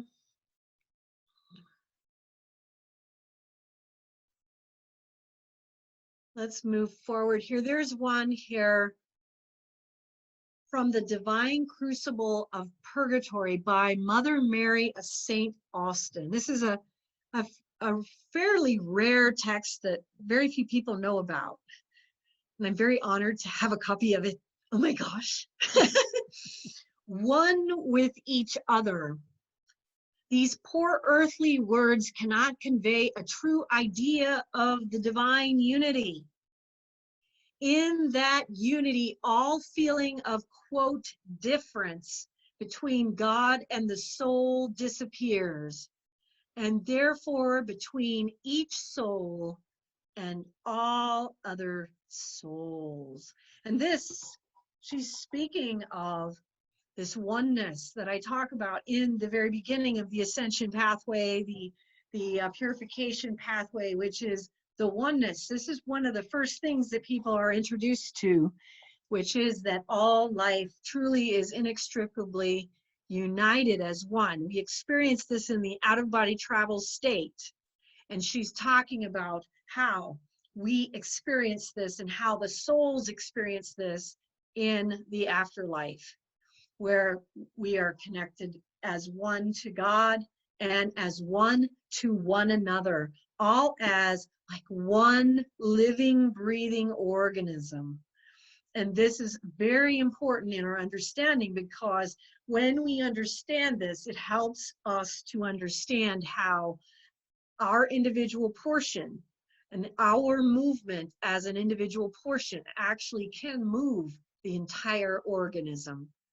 So every part that we participate in the rising above, we are doing something that is elevative of the universal consciousness. That's important, very important. And along the same lines here, this is from the Gospel of Thomas, and these are the words of Christ along the same line. I am the one who comes from what is whole. I was given from the things of my Father. If one is whole, one will be filled with light. But if one is divided, one will be filled with darkness. What does that mean to you, Brian? Well, could you repeat the last part of it again? Sure. If one is whole, one will be filled with light. But if one is divided, one will be filled with darkness. That's interesting that divide and conquer seems to be something so used throughout time. Because if we're divided within selves, then we're kind of battling within ourselves. We're not in unity with ourselves. Yes. Yeah. So I have come from the one that is whole. He's speaking of God, which is the universal consciousness, which encompasses all life, all of us. And he's saying,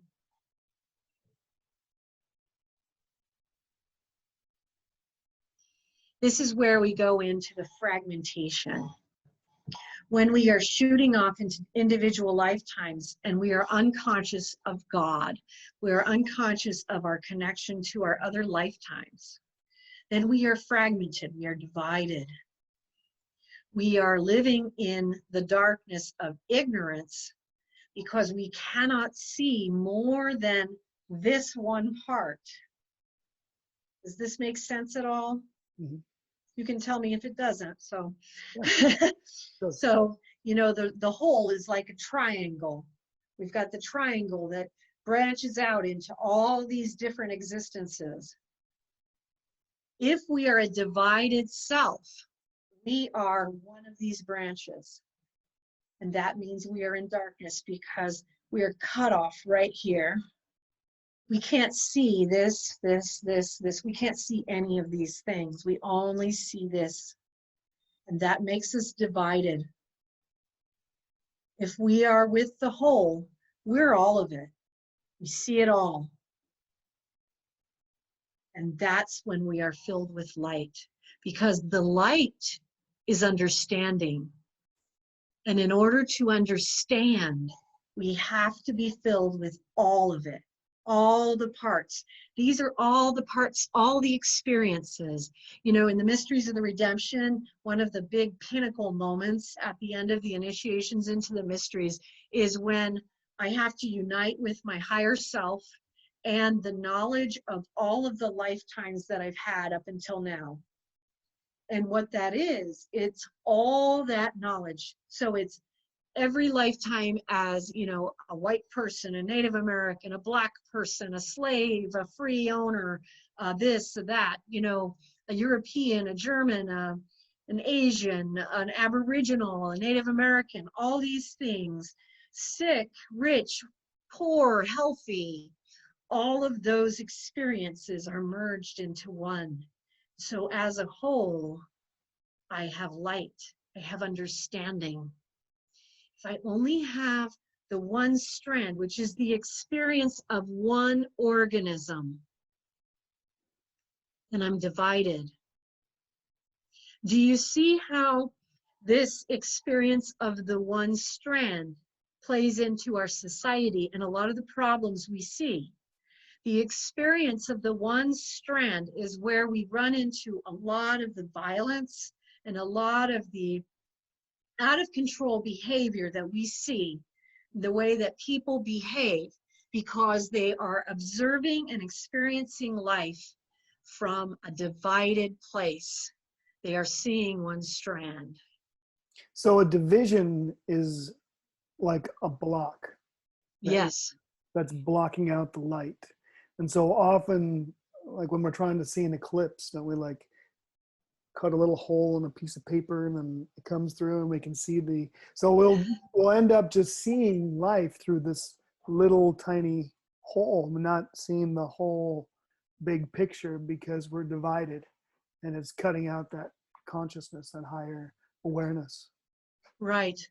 And see, what happens too is when we are whole and we have all of these strands and all of that light comes in, we have more of an ability to see things from a spectrum of understanding.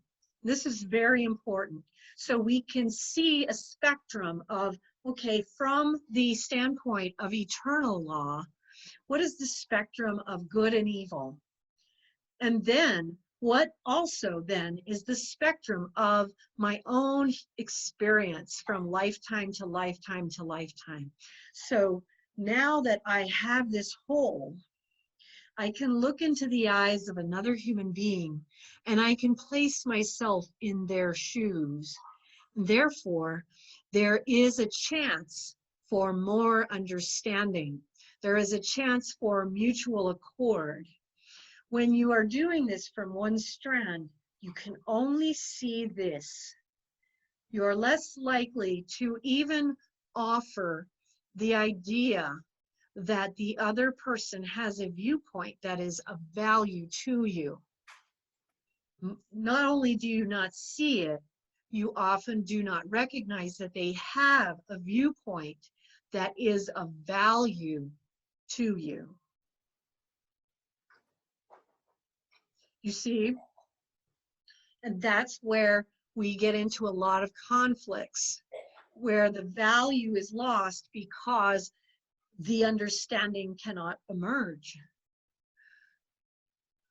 So this is what Christ is saying. I come from the whole.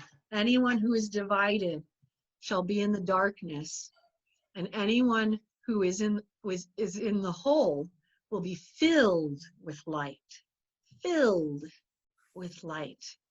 And that's the light of understanding, because that's what light is. It's understanding. One of the things I was often told in my experience was, it is not for you to be understood. It is for you to be understanding. And how many of us get caught up in, but I want to be understood. We've got it backwards. We are to be understanding. And it is by the nature of changing that perception point that we completely alter the ability of a misunderstanding or a crisis to be resolved. Because if you have two people coming together from that energetic place of being understanding, that will emerge. But if both wish to be understood and both think that the other person's experiential point is not of value, then they will do this. But if they're coming from understanding, they will become whole, and that will be resolved. And so a lot of this comes back to simple changes in our own perception. So it is our job to be understanding. And by doing that, we find that we will, of that very nature, be understood, but we start out from a different point, and that changes everything. You see? Mm-hmm. That's great. Now I think we're coming up on the end of the 2.5 hour segment. Actually, I think we still have about 20 minutes. Are you sure? Yeah. I think we started around 12. I don't know what time. Yeah, are you right? Let's see. All right, good luck. All right. What if we go over? Is that okay? Yeah, we're good. Yeah, we're good. So the next thing is from the Gospel of Sri Ramakrishna, and he is a Hindu saint, and he says, all worship and spiritual discipline are directed to one end alone, namely to get rid of worldly attachment. The more you meditate on God, the less you will be attached to the trifling things of the world. So you see, he's taking it another step further, which is, okay, so we have to get rid of those worldly attachments. And how we do it is our one-pointed, one-centered, one-focused attention on God. Why does God matter? Because he is the focus, the center of it all. He is, you cannot get there without him, literally, you know? Mm-hmm. And this is one that comes from Buddhism, which is so important. It says, do not think lightly of merit, saying, it will not come to me. By the constant fall of water drops, a pitcher is filled. Likewise, the wise person, accumulating merit little by little, becomes full of merit. And of course, the opposite applies as well. And so if we are applying a drop and a drop of virtue, we are becoming full of that. If we keep applying drops of vice, then we are becoming full of that. So it's very true that we can control that in that sense.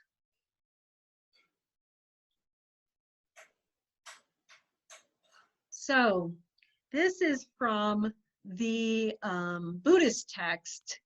It's The Path to Deliverance. It's by Nyaya Taloka, who is a Buddhist saint. And he is giving us some gold on how do we do this? How do we do this? And he says, all life and all existence here, with all its joys and all its woe, rests on a single state of mind, and a quick passes that moment by. Out of the unseen did they rise, into the unseen do they pass. Just as the lightning flashes forth, so do they flash and pass away.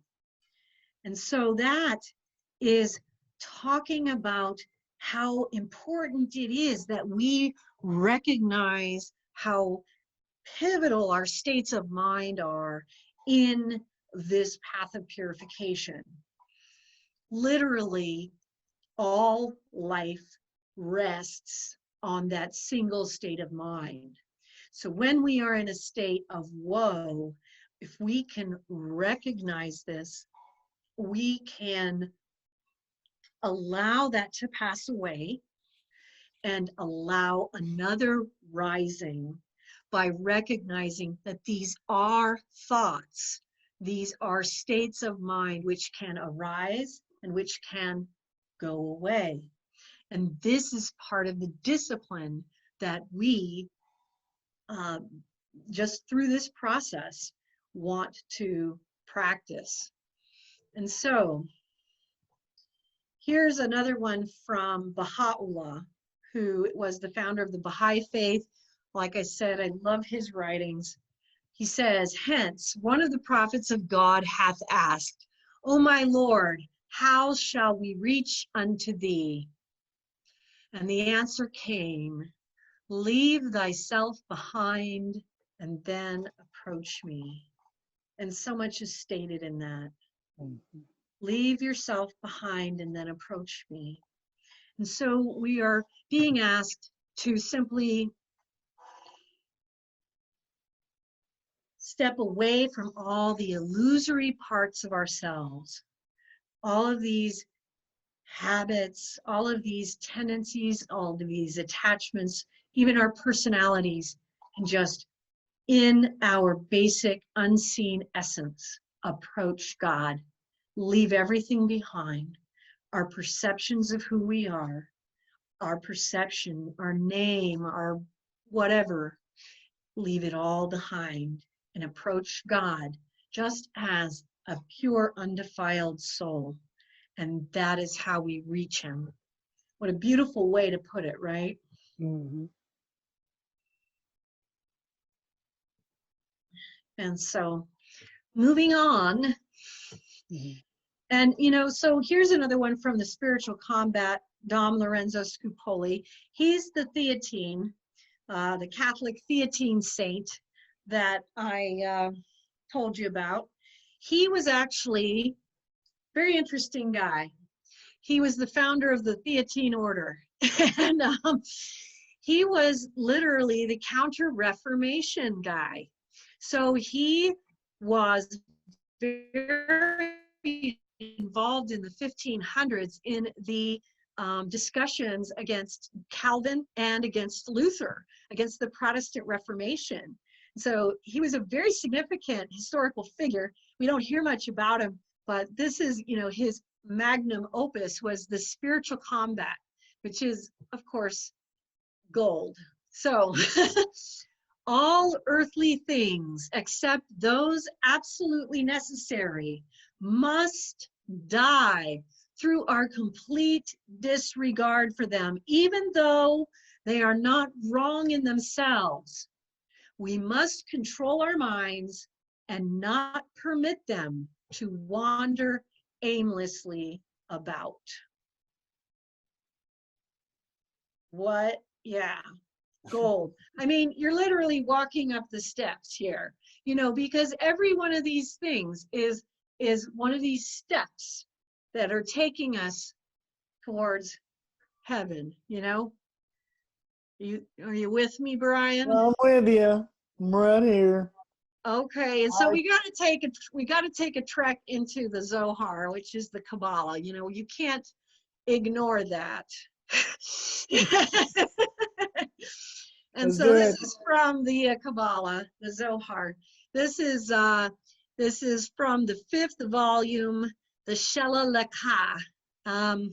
So it says, every man who in this world does not wrap himself in the ceremonial garb and clothe himself therewith, when he enters the other world, is covered with a filthy garment and is brought up for trial.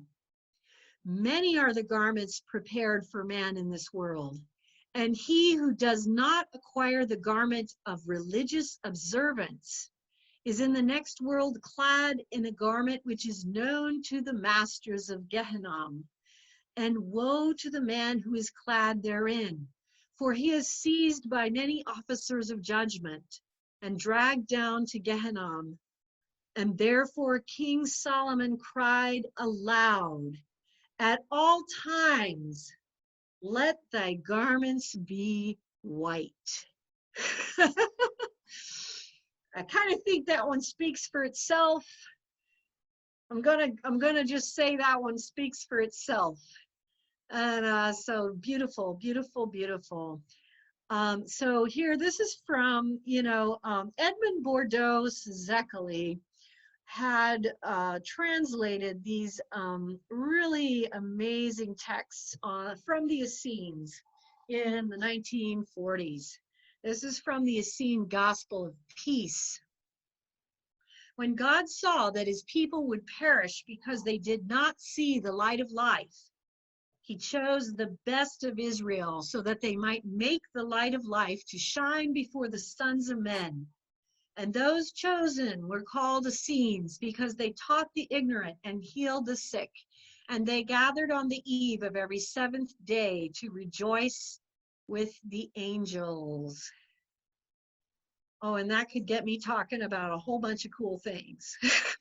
You know, like the whole prayer of heaven that goes from heaven to earth, which I wrote about in a book called The Primordial Seed. For anyone who wants to download that one contains a whole another mystery about that prayer of the angels and how we pray with the angels and heaven. So that Now, you brought up the personality. We spoke of the personality just a few moments ago. And we did a little vignette speaking about the personality. I think it's in the Grand Phases of the Soul as well. But when it comes to what really matters in life, like why we're here and what's the goal of life, a lot of times I don't think people really understand, but our personality and what we build and we construct, we often don't take any of that with us. right. And so unless we become really conscious of, you know, if we're connected to God and we're, you know, and geez, I'm, you know, just filled with all kinds of things I need to work on and stuff, right? And so I'm just going to keep at that. But it's like, I think a lot of people don't really get it. They will have all these, you know, thoughts and ideas about who they are and whatever, and then it's just all wiped away, like a lot of it clean slate when their soul moves on. And I wonder if you can elucidate us a little bit more about that point, if you would. Well, that does happen, and that is part of the reason why bringing all these lifetimes together, these strands, it's important because we do become very, you know, this is just another attachment. We're attached to our personality in this lifetime. We're attached to the persona, who we were, who we are. And what we don't realize is that these personalities served a particular function. They serve a function for what we are to do in a particular lifetime. But it's literally like a little atom in a, in a huge multiverse. Every lifetime that we have is that simple little atom. And so when we identify so strongly with this atom, this personality, we are literally holding out the entire rest of the picture, the rest of that universe. And so the knowledge of all of that then is kept hidden from us. It's not available to us. By opening it up and realizing that this personality serves this purpose, but all of these other personalities and the knowledge that they have gained is equally important to the overall knowledge of my soul, as well as the knowledge that goes even further, the knowledge of all lifetimes, all souls, all life, all existence, all forms of life. And, so we literally are talking about merging into what is then truly universal Godhead. And so the idea that we want to retain this personality is a hindrance. It's a hindrance in the sense that, it's okay that we need our personality, our persona in this lifetime. Just don't let it be a hindrance to the spiritual attainments that need to occur and can occur. Because when we do leave this life, that personality does not and is not required to continue. Your soul is what needs to continue.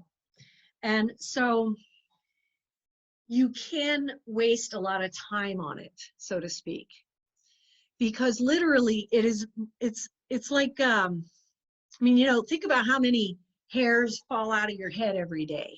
I have a lot of hair that falls out in the shower every day. It's kind of like being attached to any single strand that's in my drain. No, I've got to keep that one. This one. That one is really important. But what happens is that the very nature of the natural process determines which ones are ready to go down the drain, which ones are ready to, be shed from my head and my body when they're ready to be shed. And that's how it works with our personalities as well. And so after our lifetime, most people will cross over and they will retain that personality just a bit, but there is a purpose in, you will want to transcend that. That will change, because in order to move forward, the personality is no longer required for that. The personality doesn't cease to exist in the sense that that lifetime is retained as this strand, and the memories and the people you've loved and all these things go on forever, and you can come back to it in the sense of, you're going to greet your loved ones when they cross over. You're going to see your loved ones when you cross over. All those things remain. But what's going to happen is that as your soul progresses, that personality becomes irrelevant. And so it becomes a hindrance if holding on to that personality becomes real important to you, or anything that's attached to it, whether it's money, wealth, name, fame, anything like that, because none of those things will matter anymore. You are entering into soul existence. And so it's back to the source. And so all of these identities, these things that we identify with, these attachments, they hold us back, they hinder us. And so how does like what we're going to be doing with the next session lead into this right here? Because now we're Well, getting into the good stuff, right? well, what we're going to do in the next session when we come back is we're going to be talking some more, a little bit about these things, but we're going to be preparing next for a hypnotic journey into the Pure Lands. And what we're going to try to do here is take you into the Pure Lands where the masters reside. I want to take you to a place that is your special place in the Pure Lands, because everyone can create their own special safe abode there that you can visit. Then you want to connect with your master and receive energy from that master and any guidance or information that he or she may want to give you. And also kind of go through this world and kind of see what you discover there, because it's different for everyone. So we're gonna change it up a little bit in terms of the way that I would normally do this for one-on-one. We would have you telling me everything you're seeing. We might do a little bit of that, but then we're going to also give a little extra time so people can correlate what they're seeing. And then we will be guiding through, because when I'm doing this one-on-one with people, we can let where the journey is taking the individual person guide where we're going next. But this is where we're going to try to direct the soul into not just where the masters are, but the energy of it, and bring that back and have implanted these places of refuge where you can actually touch into very easily then in your conscious waking life whenever it is needed. And that's what we're going to try to do then. So we'll be talking a little bit more about the gold, and then we're going to try to take an extended journey to the Pure Lands and go visit some people. Sounds good. Okay, so that's the plan, and so I look forward to seeing you after the break, and we will continue our ascent up the stairway here of ancient sacred texts. Let me see if we have some good parting words of gold for this. Aha! Let's do this. So, from Baha'u'llah, this is an excellent thing to go take this into contemplation as you're going through your break here. Love is a light that never dwelleth in a heart possessed by fear.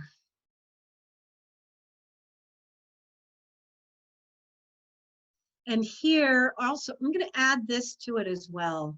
This is from the flower ornaments scripture, one of my favorite Buddhist scriptures. It's a Mahayana text. Sentient beings are muddled by afflictions. Their conceptions and inclinations are not the same. According to their mental states, they perform inconceivably many acts, thereby forming the oceans of all lands. The truly awake know all things, are non-dual, beyond duality, all equal, inherently pure as space, not distinguishing self and non-self. As the ocean reflects beings' bodies and is therefore called ocean, enlightenment reflects all mental patterns and hence is called true awareness. Beautiful gold, beautiful gold. So have a great break. We'll see you back here in just a few minutes. Thanks for joining us. And I'll see you back here in a few minutes, Brian. Hey, thanks, Marilynn. Thank you, Brian.